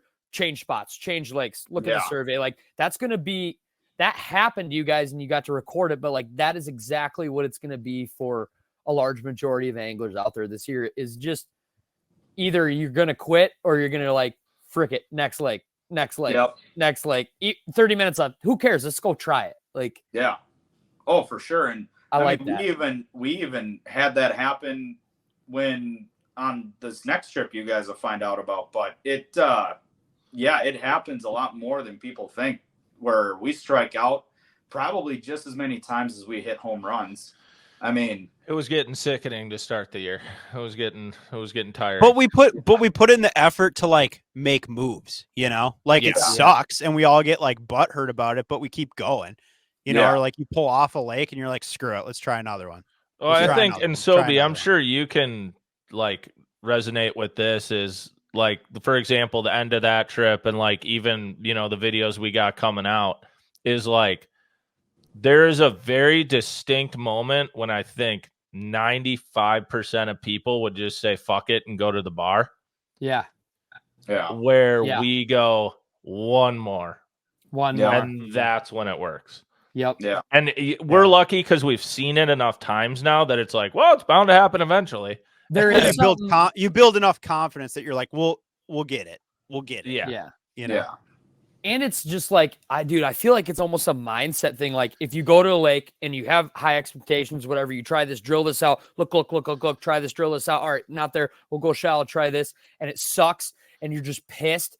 There's something so awesome, even if there's not much time left, of just like throwing up the middle finger to this lake and going to another one. And then when you drive to another one, you almost like, it's a fresh start. It's just a fresh start, dude. It's just literally like, it doesn't really matter what happened at that last lake, because like, this is a different place. Like, it just feels different. Like, that's the coolest part about living in Minnesota, is you can be like, let's just go get new beginnings anywhere else. Well, and that's the best part, I think, about ice season. Like, the one thing I think, and like, we can chat a little bit about your travels, so, because I've been watching them, and I think it is the same as like this ice season, and just what makes ice fishing so great, and like documenting the Chronicles the way we've done it traveling and stuff, is just like, ice fishing to me is a lot of the experiences. Like, the fish and everything are great, but it's a very big like experiences behind the scenes, like that sort of camaraderie season. Yeah. So I think like seeing your trips up north, like what you did with Hayes, like it was awesome. I loved watching him just bopping around doing it, because it's like, I watch those videos, I'm like, yeah, that's what our days look like. Yeah. It's about the same. And like, there's like, you guys know, like half of it isn't even shown, where we show up to a lake and there's shit ice, or you show up to a lake and we tried it for like 2 hours and we're like, this is so bad. This is so bad. Or like, but that's half the adventure, is getting there with ice fishing. And then when you get there and it works, and it's like, you can bask in that bite window, or bask in that one afternoon where you just piss throttle them and you're like, all right, totally reset. You know, like, I do love this shit so much. Like, it's so fun. Yeah. But when you're like, I'm going to grind 12 hours for just a magical 30 minutes, it's just a beating your face into the wall. I think that's truly why it's fun, though, is because like, there is plenty of suck in ice fishing, which makes the good parts good. Like, there's like, if it didn't totally suck at times, the good parts probably wouldn't be just wicked fun. Oh, but it is badass when it really goes down, though. Yeah. Oh, yeah. I don't think there's anything quite like the adrenaline rush, or like back at the ramp, like bullshit after an all day grind. And then one of those ones where we run into them at the end, and they're all huge. And we get back and look at each other and we're like, that was fucking We awesome. just did beat it. the shit out of him. Yeah, we did it. Oh, yeah. Well, and the it's like, best. the morale goes down, and like everyone's getting kind of snippy with each other, and then you just blast their brains in, and you come back, and everybody's like, shots, shots, shots, shots. Yeah. we should go drink 1,000 beers now. I'm with you. Oh, dude. Oh, it's fun. This is fun. So good. One thing I'll give a little teaser for the peeps when we got video coming out with Pink, a new cooking recipe. Sobi, you'll like to hear this. Unanimous from the house. Pink cooked. I'll say what it is because it'll get people hyped. He cooked crappie gyros. Ooh. Unanimous across the house, #1, and it wasn't even close. Really? even close. Like house favorite so far. Like Like, if you were and to we're ask all talking time. like all All time, time. like beat the All shit time. out of fish pizza. Like all the ones we've said are really good. This is like on a throne. Yeah. Like I Oh. don't know if it'll be touched. No, like the for a chili long killers time. was From like your scratch, premiere. This from was like, scratch, 100%, everything. Did you go into this recipe? Had you practiced it before, or were you like, we're just gonna do this? Yeah, no, I've a few of the elements of it I've been working on for a while, but Yeah. yeah. Crushed it, dude. Yeah. it was amazing. It was one of the ones though, like there's certain recipes that I have that it's like I just know they're good, right? It's like you Yeah. make this, everyone likes it kind of thing. This one was one that I've had for a while that I'm like, when I do this, like it's gonna be so goddamn good.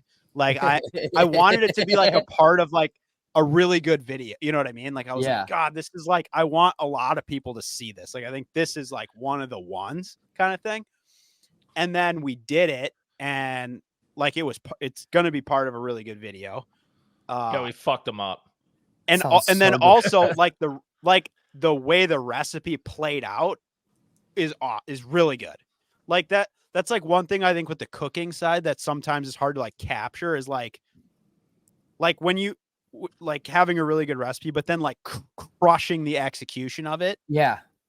Like, and like Bart's really good about like capturing that. Like when it's going down, like we're nailing some of these shots, like some of the B-roll that you're like, oh, that's going to hurt them.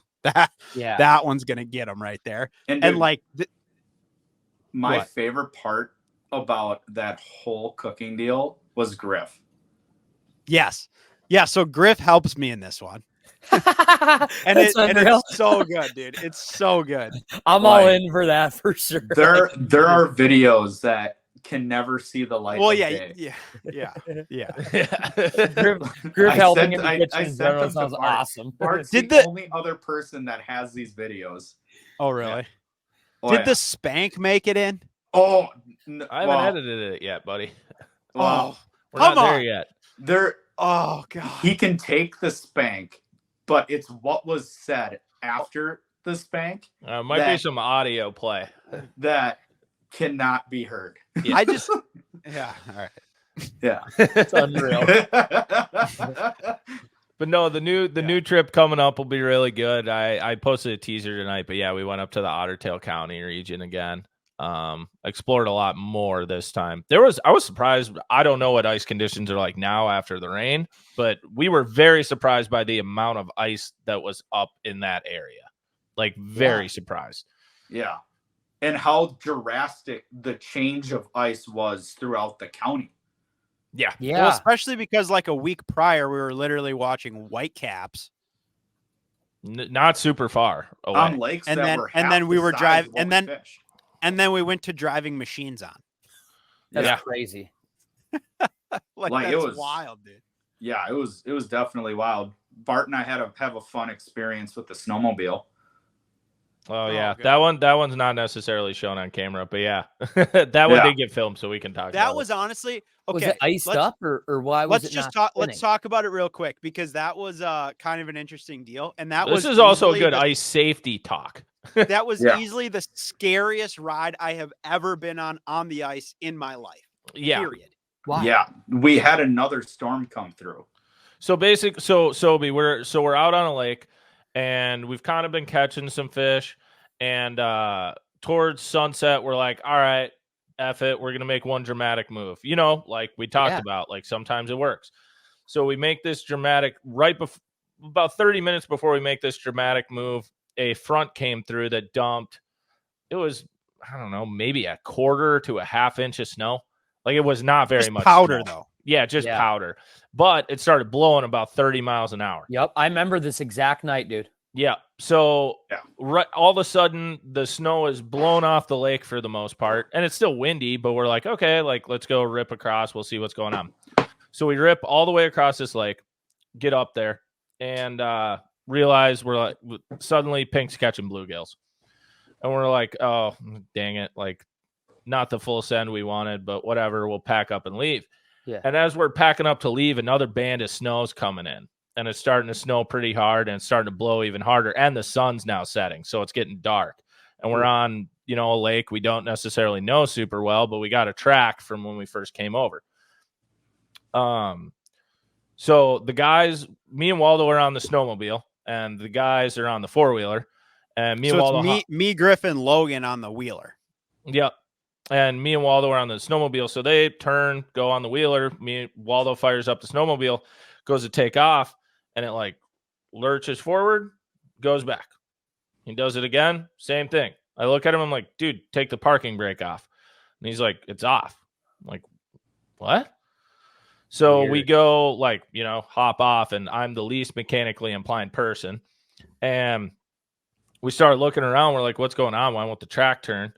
Meanwhile, the guys are ripping across the lake. Well, and so the wind, we're driving like with the wind. Okay. So it's like not that bad, but we're all like, you know, I got my neck gaiter up to like here, you know, Griff's driving. I'm like kind of like half sitting on the back, and Logan's on the other side, like holding the bucket of like rods that are on there. And we're like probably 3/4 of the way back across this lake now. And now it's completely dark, by the way. So we have like the headlights on. It's like blizzard shit across the front of us. And I'm just like periodically just like looking back, and it's just like dark back there. And I was like, dude, I don't see those guys like at all. And then we were like, oh yeah, that's weird. And then I'm like, a couple of minutes later, I'm like, no, like I don't see them at all. Like I don't even see their lights. And then all of a sudden Logan's phone is ringing, and it's Bart. And I'm like, oh shit. It was Waldo, it wasn't me. Oh no. Or whatever. His phone was ringing, and I was like, like, an important part of the story. Like this could be maybe not good, right? Like they should have been right behind us the whole time. Yeah. And so I'm calling him. Yeah. And I'm just pissed off because it's literally whiteout conditions. You can't see anything. It's blowing 100 miles an hour. Scary. Bart's suggesting parking brake ideas, and I'm like, I know this is not it. Like it's not the belt, because you would see the belt would be off the trolleys for it. And at this point, we had at least taken 10 trips around the snowmobile with flashlights looking underneath, and we're like, yeah, still nothing there. Yeah. Bitch. And so I call Logan, and I'm just like, I wasn't thinking through in my head how bad the conditions were. And I did not realize that the ride command system did not save the track from the day. And so I didn't know any of that. And I just told them to come back around, and then I ended the call. So you said we're fucked. Oh yeah. I said we're fucked. Come back. Yeah. And that was it. That was all I said. Very important distinction. Yeah. That was what he said. And so I'm not thinking in my head that they think we're dying. I'm thinking that, oh, they're just going to realize that we're having issues with the machine. I didn't put two and two together that I may or may not have been a little over exaggerating the situation. And so, but like anybody would say when it's whiteout conditions and you can't move your machine an inch, like I would call somebody and say those same exact words. Like, it's not, like I would say, but there was no other accompanying information other than that. Like they didn't know where we're trying to figure this out, where we are, nothing. Yeah. Oh no. And so I hang up, and like we're still looking at the machine, and like Bart and I like lift it up, we set it back down, we look back under, we try popping the hood off, and like there's no rhyme or reason to why it's not going forward. And then old buddy comes over who was whacking walleyes right next to us. And he goes, I think I know what the issue is. And he goes, "You guys don't have ice scratchers on the sled." And I'm like, son of a bitch. Of course, the freaking track is on the sliders. It's seized. And because there was no lubrication at all, it heated up and it got stuck and it like made it like a lock. So Bart and him go around, pick up the sled, and I have to stomp on the track to get it to break free. Yeah. And like it was locked in there. Like I had to put like all my force in a stomp to break it free. It finally breaks free. It lurches forward. And as it breaks free, the boys roll up. Well, okay.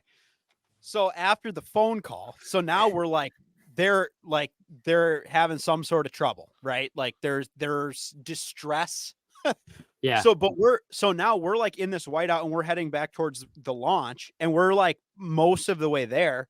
And so now we're like stopped. Griff stopped and we're like discussing this, like, what are we going to do?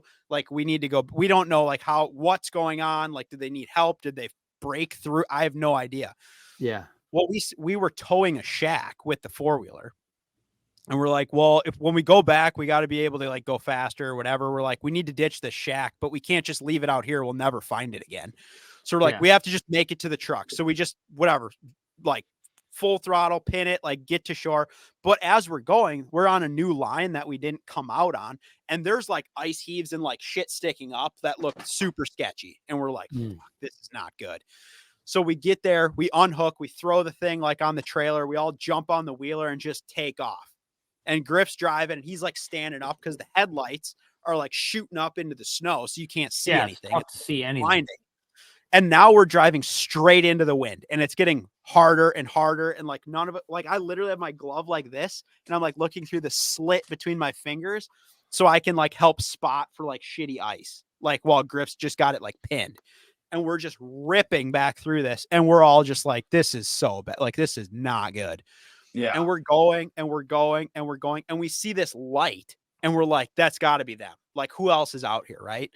But it's like in a totally different direction than like where we thought they would have been coming from. So Griff just like rips the handlebars and we like jet over there. And it's just like some other guy like loading up his 4-wheeler out on the lake. And so we like peel off of that and we just like keep going. And now we're all discombobulated because now we're in a part of the lake we never even been to. And we didn't like explore much of this. And there is like decent ice, but like who knows, Still right? early ice, still sketchy. This is a big lake. And now we're in the middle. We're not like by the shore anymore. We're in the middle. It's complete whiteout. All we're doing is following our little triangle on the GPS on the wheeler. We can't even see shore or anything. So we're just like driving based on that. And we're all just like, you got that feeling in your gut. Like, this is not good. What's happening? Yeah. Right now? And little did we know that they were still literally at the spot where we all left from. Like they were all the way at the north end of this thing, but the machine was facing away from us. So the headlights were not even shining towards us. So we couldn't even see them like up there. You know what I'm saying? Yeah. And just to show how bad the situation was, we could not see them until they were almost to us. Oof. Yeah. Like that's how bad that conditions. ground blizzard was.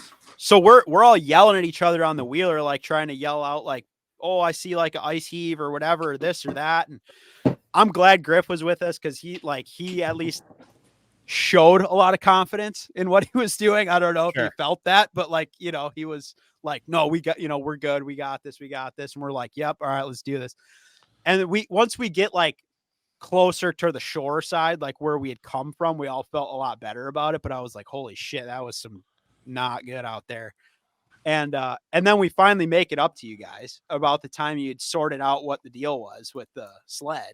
Yeah, luckily that guy had come over. And if that guy hadn't have come over, Griff would have been able to figure out the issue because he had that happen to him in a UPL event 2 years ago. Right. So he would have been able to at least figure it out. So it was just by happen chance that guy came over because he heard us ripping on the sled trying to get it to go. So thankfully, if that guy wouldn't have helped us, Griff still would have been able to figure out that exact problem that we had. Are ice scrapers just those little metal bars that come down? Yeah. Yep. And all it does is it kicks up ice into the track or onto the sliders so that the wheel and the sliders don't seize up from not having lubricant. Because the reason why we didn't have problems earlier in the trip is because of how wet it was. There was water on top of the ice. It was raining. The track was fully lubed. It was totally fine. The problem is that night, everything froze. And so there was no water on top of the ice anymore. It was straight glare ice. Like, we even had trouble getting the machines to go forward at times because there was just glare ice. So that's a lesson learned to us, at least, that definitely need to have scratchers on the sled for early ice. Yeah. And then the guy that was there with the dirt bike thing. Yeah. That was when we were leaving. He's like, hey, be careful when you're going out of here. And he like points it over here. And he's like, because there's a shit ton of open water up here. Yeah. Like just the other side of like where we were, which like we didn't come or go from that way. But that was one of those like, oh my God, dude. I'm like, you know. Yeah. Like. And that was the other thing. Like, we had so the snowmobile we have doesn't have GPS. The 4-wheeler does. And it was such bad conditions that I honestly don't know if I would have been able to have my phone out. So even if Bart and I were, able to get it going ourselves, I don't think that we would have been able to get back very easily just because of how bad the conditions were. Like, no, it was a sketchy deal. And like, I'm glad it all worked out. And like, obviously, like when you guys called us, like, I mean, zero hesitation. We're like, we're going back. Like, we're going to, like, I don't know. They need help. We're going. Yeah. We're not going to just like not come back. But it was kind of like, fuck that. I'm really glad it all went well and everything. And it was just like, because it could have gone so much worse. It really could have. And for how bad the conditions were. And and then by the time we make it back to the truck, it's like done snowing. Yeah. Like all this shit went down like at like the opportune time when it was like not ideal. And then we all make it back to the launch and we're like, oh my God, that sucked. And it literally just like stopped snowing and like chilled out. Yeah. Yep. Yeah. That is just like, that is ice fishing, man. That is getting in, getting out, the travel. Like that is freaking ice fishing. Lesson to people, if you're going out and stuff like that happens, one, properly communicate whatever is going on with the people you're talking to, especially if it's after dark. And like, because like the reality of it is too, Waldo and I could have chilled there for like 2 or 3 hours. Like, we were plenty warm. We had a house. Like, we were good. Oh yeah. So we could have chilled and like evaluated the situation, saw whatever was going on. So just, it happens to everybody.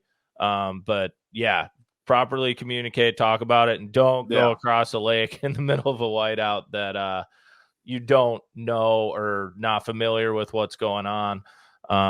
Because obviously it can be extremely dangerous. And yeah, we ended up in a pickle. It was definitely a pickle. Yeah, it was but we got out of pickle. Yeah, it was less than ideal. Very much so. But yeah. So, you got anything learned? Yeah, you got anything you want to share out of there? Otherwise, I think Pink's got one thing you might want to touch on. Waldo, if you need to go to bed, you can go to bed. We appreciate you, but hit it, Pink. I'm just making sure. We said a little bit, and we're at 2 hours. So Anna knew this was coming. She knew. Oh, she's asleep already, dude. No, actually, I hear her sound machine going, so she's definitely sleeping. Okay, hit it, Pink. What do you got? All right, so I'm gonna bring this up. I threw this out there on social medias. I posted this on Pass the Barb, and it got quite a bit of traction. So I want to talk about it. So I threw out there a post last week about the release of the wolves in Colorado. And we immediately had a bunch of fans reach out, especially on Facebook, with some opinions on this. So I kind of just posed the question of whether people thought, if it was a good idea or a bad idea, and if this would somehow have implications in like the history books as far as wildlife populations in Colorado. So I don't know how familiar you guys are with this topic at all, but it's come up. It's been an ongoing thing for a long time, but it has come to a head now because they're actually releasing the wolves. So this goes back to 2020 is when this was actually voted on in the state of Colorado. Yep. So this was an interesting. So this kind of coincidentally ties back into a little bit of kind of that what we started off talking about with the Weeb video and everything. Just kind of on like I guess like outdoor Controversy. just like outdoor or outdoor legislation. Okay. Yeah, So yeah, like like it's not just having like the DNR creating some rules, but like actually having like lawmakers voting on things that have implications in like outdoor sports and like wildlife and stuff. So anyway, I don't want to get like too in the weeds on this, just kind of an overview and kind of like where it's at right now. But basically, state of Colorado voted on this. It was actually like on the ballot there or whatever. So the interesting thing was, so I wrote down the numbers here, but so it passed. So when they voted, it just had to be like a majority thing, right? So this was out of all the counties in Colorado, 64 counties, only 13 counties actually passed it out of the entire state. Wow. But they were the ones like around like Denver and Boulder, Colorado, where like the majority of the population lives, which is not where any of this stuff, like where wolves would potentially even live, right? So 50.91% voted in favor of this. So it Close passed vote. by, basically 0.91% majority of voters in Colorado voted for this. So essentially what it was about was reintroduction of wolves into Colorado. So off and on, there's probably been a very low number of wolves that have come into Colorado, but for a long time, they had basically been extirpated. So they basically, people have hunted them to the point where they don't exist in Colorado, hunted or strategically removed. So Colorado, a lot of cattle ranches and stuff out there. So over history, basically, all the wolves in the state have essentially been killed or removed from Colorado. So there was an effort to reintroduce them, controversially, because other states like Idaho have done this previously, and there's been a lot of controversy as to whether or how much they affect like game populations, right? So Idaho has a lot of data on this. The interesting thing was that Wyoming, Idaho, and Montana all said no to providing wolves to Colorado for release, because they all said it was a bad idea. So all of these other states that have had wolf reintroductions and or managed wolf populations declined to actually provide wolves to the state of Colorado for reintroduction. So Oregon was the state that actually allowed wolves to be captured and then relocated to Colorado. So this just happened like a week ago or so, that they actually released them. So the first 5 wolves were released in Grand County, which is just north of Vail in Colorado, which Grand County is one of the states that actually voted against the wolf population or the wolf reintroduction. So I think the big rub is not only that what they're calling it ballot box biology, is that they're allowing basically state voting to determine what wildlife management practices are happening in Colorado. And this is happening in a lot of states for a lot of different types of hunting and or fishing regulations, which is why I think this Livescope conversation becomes even more critical when things like this are coming up, right? So there's a lot of details that go into this. There's a lot of shady business that sounds like it was going on behind the scenes here, for how controversial this topic was. And like I said, almost all of the counties that voted for it are basically the counties that aren't in the mountains, where like all the elk population, majority of it lives, where the wolf reintroduction would happen. And almost insinuating they like the idea of wolves in Colorado, but they're not even going to have to deal with them. Well, yeah, it would be like if we had something like that here and everyone in Minneapolis and St. Paul voted for something that actually impacted everybody up in the Iron Range. Yeah. You know what I mean? Exactly. Like that's the correlation, right? That it's like you got all these people in Denver and in Boulder that are like, save the wolves, this, that, kind of stuff. But it directly impacts people in a different part of the state where those people may not ever even go. Right. And like, so the biologist standpoint was like, hey, like, there were wolves here before. We just killed them all. So it's not like they shouldn't be here. It's like, that's not the case. And there were some sound arguments for that, through the Colorado Fish and Game. But that is not how they approach this. They approach this as like, let's just let the people decide kind of thing. Right. And so there was what are your personal thoughts on this, Rye?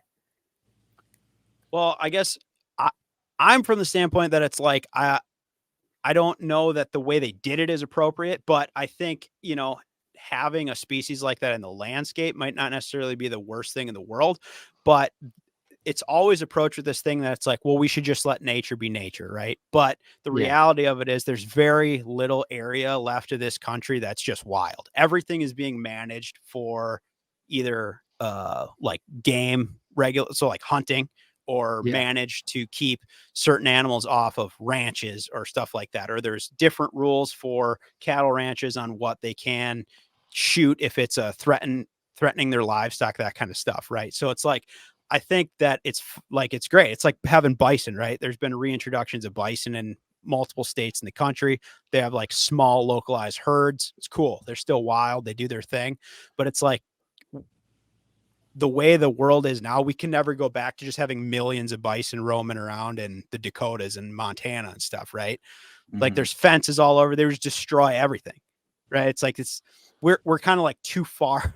We're almost like too far gone, right? And like now in Colorado, like you already have a situation where you got elk and deer numbers that are on the decline in some areas because they're building neighborhoods and developments on the calving grounds. So the animals have nowhere to even like reproduce anymore.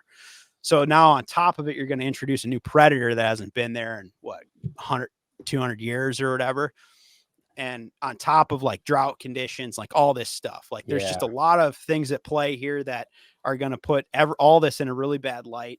And then the way that they went about it, I think, was super sketchy now, right? So it was voted in favor of it. There's a lot of cattle ranchers that were already like not happy with this. And then because the wolf was listed as an endangered species, it would mean that even if like a wolf was, say, attacking cattle on a ranch, it would actually be illegal for a rancher to shoot a wolf. Yeah. Right. So again, that was one of their like arguments, like, well, what are we supposed to do now? Right. Like we have no recourse if this goes not according to plan. And, you know, all the cattle ranching communities obviously voted against this. Like they did not want this. But then for them to actually do the release in Grand County, like I said, which is one of the counties that actually voted heavily against this. Kind of an iconic situation. Yeah. And then for how big of a deal, because the state wanted to make it seem like, hey, this is a good thing. Everybody's super hyped on this. You know, we all voted for this. They didn't even make it public knowledge that they were releasing the wolves until after they let them go. So no one would know where it was. Yeah. And so did you watch the video of them release it? I did. Dude. Yep. So it's kind of fucked up. The only person smiling in that video was the governor, and he just had a shit-eating grin on his face. All the conservation officers and like other people from the area were behind him, and every single one of them looked so pissed off it wasn't even funny. Not a single one was smiling besides that governor. Yeah. Well, and like the director and like the director, I think, of Fish and Game, and even like I think the governor, they even said, you know, hey, we've been having conversations about this for weeks ahead of time on the release of all this stuff. And Hot Sulphur Springs, which is the closest town to where they let him go, even the mayor of that town said they had no idea that they were going to do it until after they let him go. Wow. So the fact that they were like reintroducing this, basically, I mean, it's a small pack of wolves essentially is what they released. And then they didn't even it was not public information. Like they just let them go. Basically. It just seems like a little shady all around. Very. It is. And I mean, it was kind of one of those things that people feel that like the reintroduction of these wolves is strategic as a part of like a management plan that reduces this is rumored information that's out there, right? That by reintroducing wolves, because of their impact on like native game species like elk and deer, that if they start to decline the population, that less people will be interested in hunting because the hunting will not be as good. And by less people hunting, they're going to say, well, we'll let the predators manage the game population instead of people hunting. Less people will hunt, that they will be able to like increase tag prices. So less people will hunt, but they won't lose any money because they'll increase the tag prices. and it will kind of like drive, I would say, the average people from being able to probably participate in some of these like hunts and stuff, right? Yeah. So that's kind of like the snowball effect of like what could happen, right? And I think the biggest thing is people are looking at Idaho to say like, how could Colorado play out like Idaho?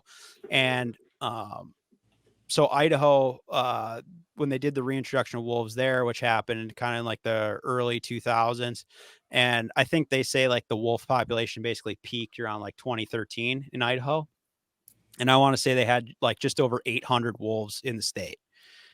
And they did some research to determine like how many elk do they kill in a year. And it was on average, individual wolf would kill 21 elk in a year.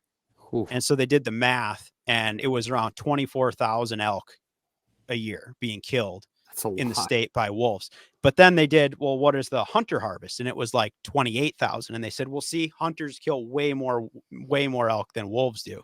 But it's like, well, at the same time, if the elk numbers are being managed by hunting tag allocations, and then you're killing an additional 24,000 naturally because the wolves are predating on them, that's not like, I guess, a sustainable way to like manage a game population. So that's what people are looking at, saying, well, Colorado is the biggest elk population in the in the world, right? In the United States, the highest elk population of 280,000 elk in the state of Colorado. It's like over $100 million in revenue on hunting tags and stuff in Colorado, that if that same type of thing happens there in a game rich environment, yeah, they're going to probably manage on a statewide scale where they say, statewide, our numbers are only down 10%. But in these areas where these wolf packs are living, they're going to like locally probably either eradicate or dramatically reduce populations. And what I could perceive happening, because there's a lot of places in Colorado that are considered like over the counter hunting opportunities. So like it's not like somewhere you would apply. You just buy a tag and go there. Like theoretically, this would never happen, but theoretically, everyone who buys an over-the-counter tag in Colorado could hunt in the exact same unit. It would never happen, but like that's a thing that's possible, right? Like every single person could go to one spot in Colorado that's over the counter. Well, if everyone has the ability to find out all of this information about where like wolves are at and where the hunter success is highest and lowest, is that like, I feel like as that information is more and more readily available, which like pretty much anyone can log into like Go Hunt and see harvest statistics and stuff like that, see all this information. Why would I continue to go to a unit that sucks and is, got a high wolf population? I mean, it's going to take some time before these wolves reproduce enough that it's a big deal, but at some point it will, in due time, because they're going to, right. Because they're talking about over the next 3 to 5 years releasing like I think another 50 or so. So they'll keep reproducing. So you would conceive that in a few years there should probably be a couple hundred wolves cruising around.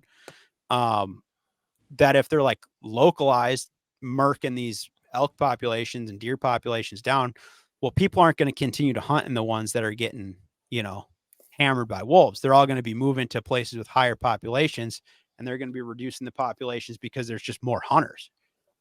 So it kind of could potentially snowball into a deal where a lot of these like areas are getting super depleted because the wolf like right now, there's no plan to like actually manage them. They want to reintroduce them and grow the population. Like, it's not like they're saying we're going to hunt them or do anything like that. And Wyoming, which is directly north of Colorado, is saying, we don't want your wolves. Like, you can't just keep them, like your border isn't going to hold them in. We don't want them coming our way. Yeah. They only have a little corner in northwest Wyoming that even has wolves. The rest of it, they just murder them all because that's all cattle ranches and no one there wants them. Yeah. So they're basically saying, don't let them come into Wyoming. Yeah. You know what I mean? So it's a super hot button thing. I know like wolf management, like Minnesota is probably the next one that's going to be looking at doing some serious wolf discussions, because I think Minnesota is the highest wolf population in the lower 48 right now. Yeah. I think it is big time. Yeah. So, I mean, yeah, it's super crazy, like kind of how shady some of it has gone down out there.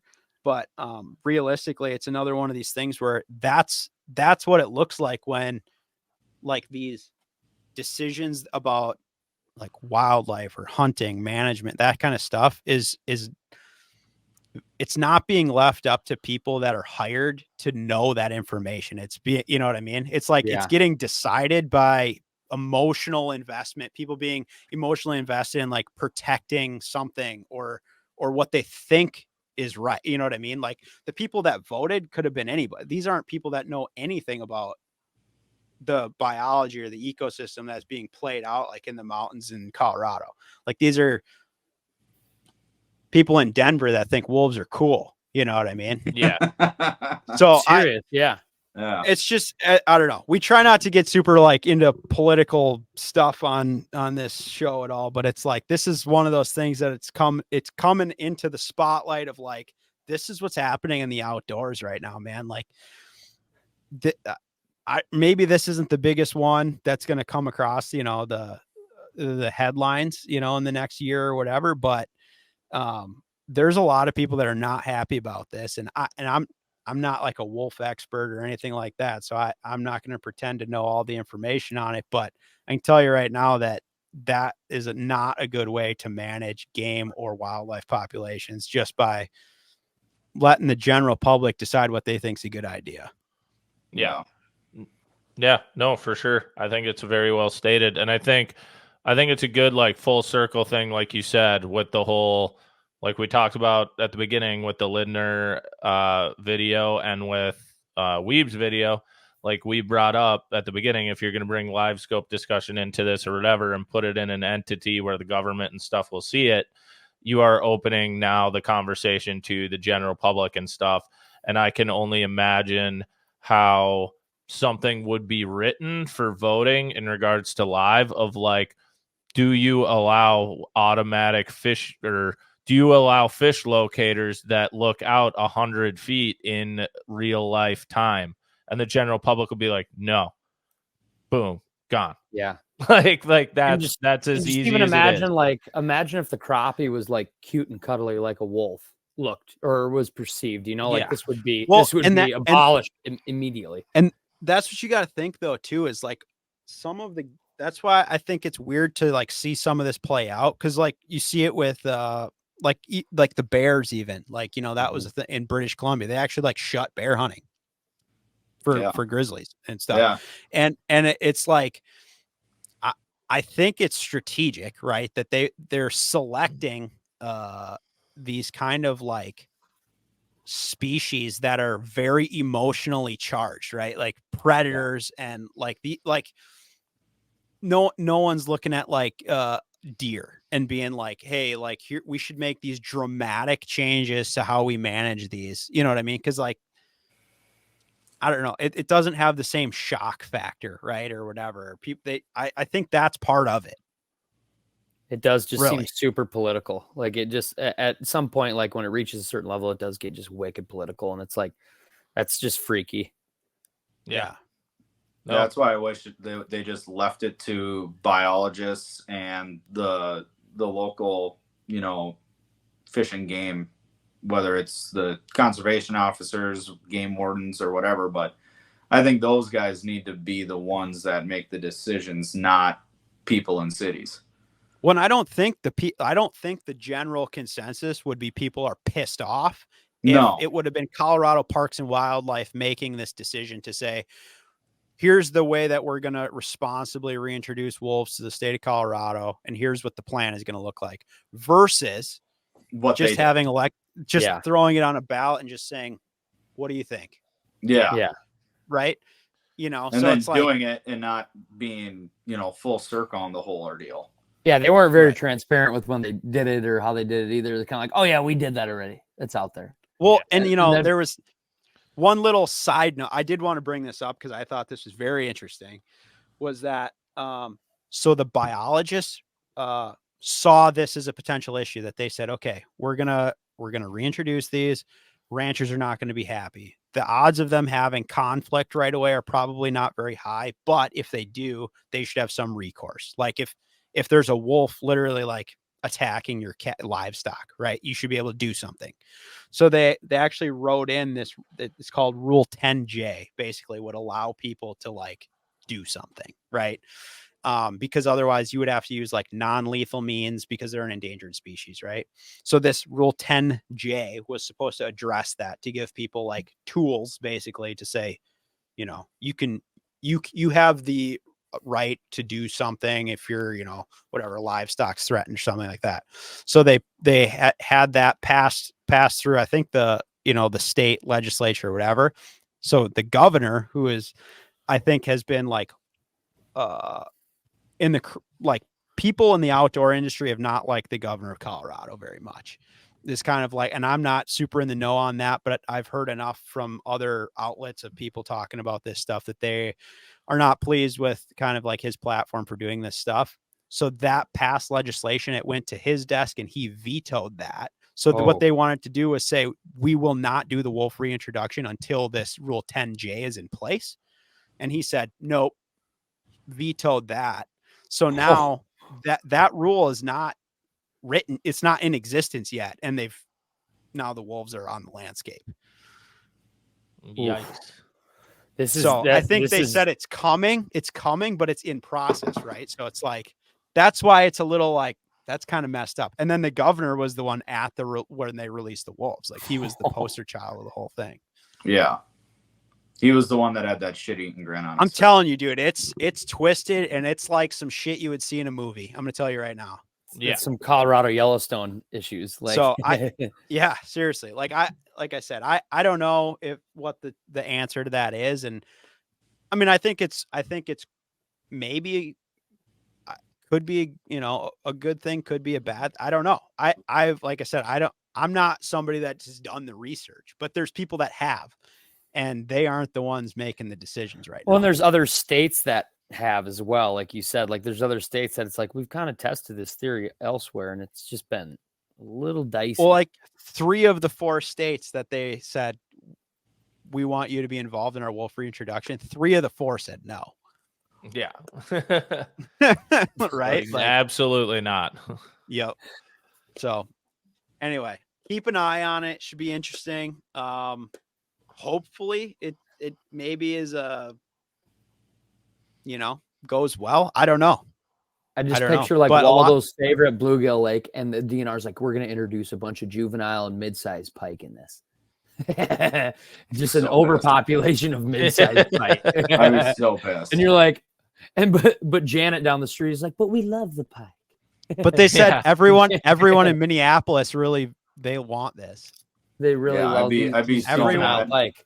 Yeah. If I was in the boat, but you'll love it, Waldo. Yeah. It's the pike. Oh, every pike would hit the motor. Yeah. But you can't because it's endangered. Yeah, that's fine. And Adam's favorite lake, the people in Minneapolis are super pumped to just put an Asian carp all over it. Yeah. Yeah. Dude, the best comment I saw on any of this wolf stuff, though, was somebody that they were like, why didn't you just release all the wolves in downtown Boulder? They were the ones that voted for it. Yeah. No kidding. Nice. I was like, damn. Gary Shitsu just gets attacked in the middle of the night and then he's crying. Hey, natural selection. Yeah. It's all nature. Yeah, it's all nature. But I don't know. I guess maybe after this pod, it's just be like, keep your eyes open and maybe ask some fucking questions once in a while, eh? Yeah. Just look at it. Any situation, I feel like it's a good eye opener after kind of the whole weeb deal and even just the wolf deal. Just look at it slower, think about it slower, and ask more questions. I like that, Rye. Yep. Yeah. Why not? For sure. All right. Well, I don't think we need to touch on anything more this week. I think we dove into it plenty good. It was good to get the boys back together, get a nice long pod in. So thank you, Waldo, for joining us. Yeah, thank you, Waldo. For a little bit. Yeah, for a little bit. Yeah, thank you for joining us. And thank you, everybody, for listening to another episode of Pass the Barb. Hey, I heard you guys are number 1. We are. Number one worldwide. Number one.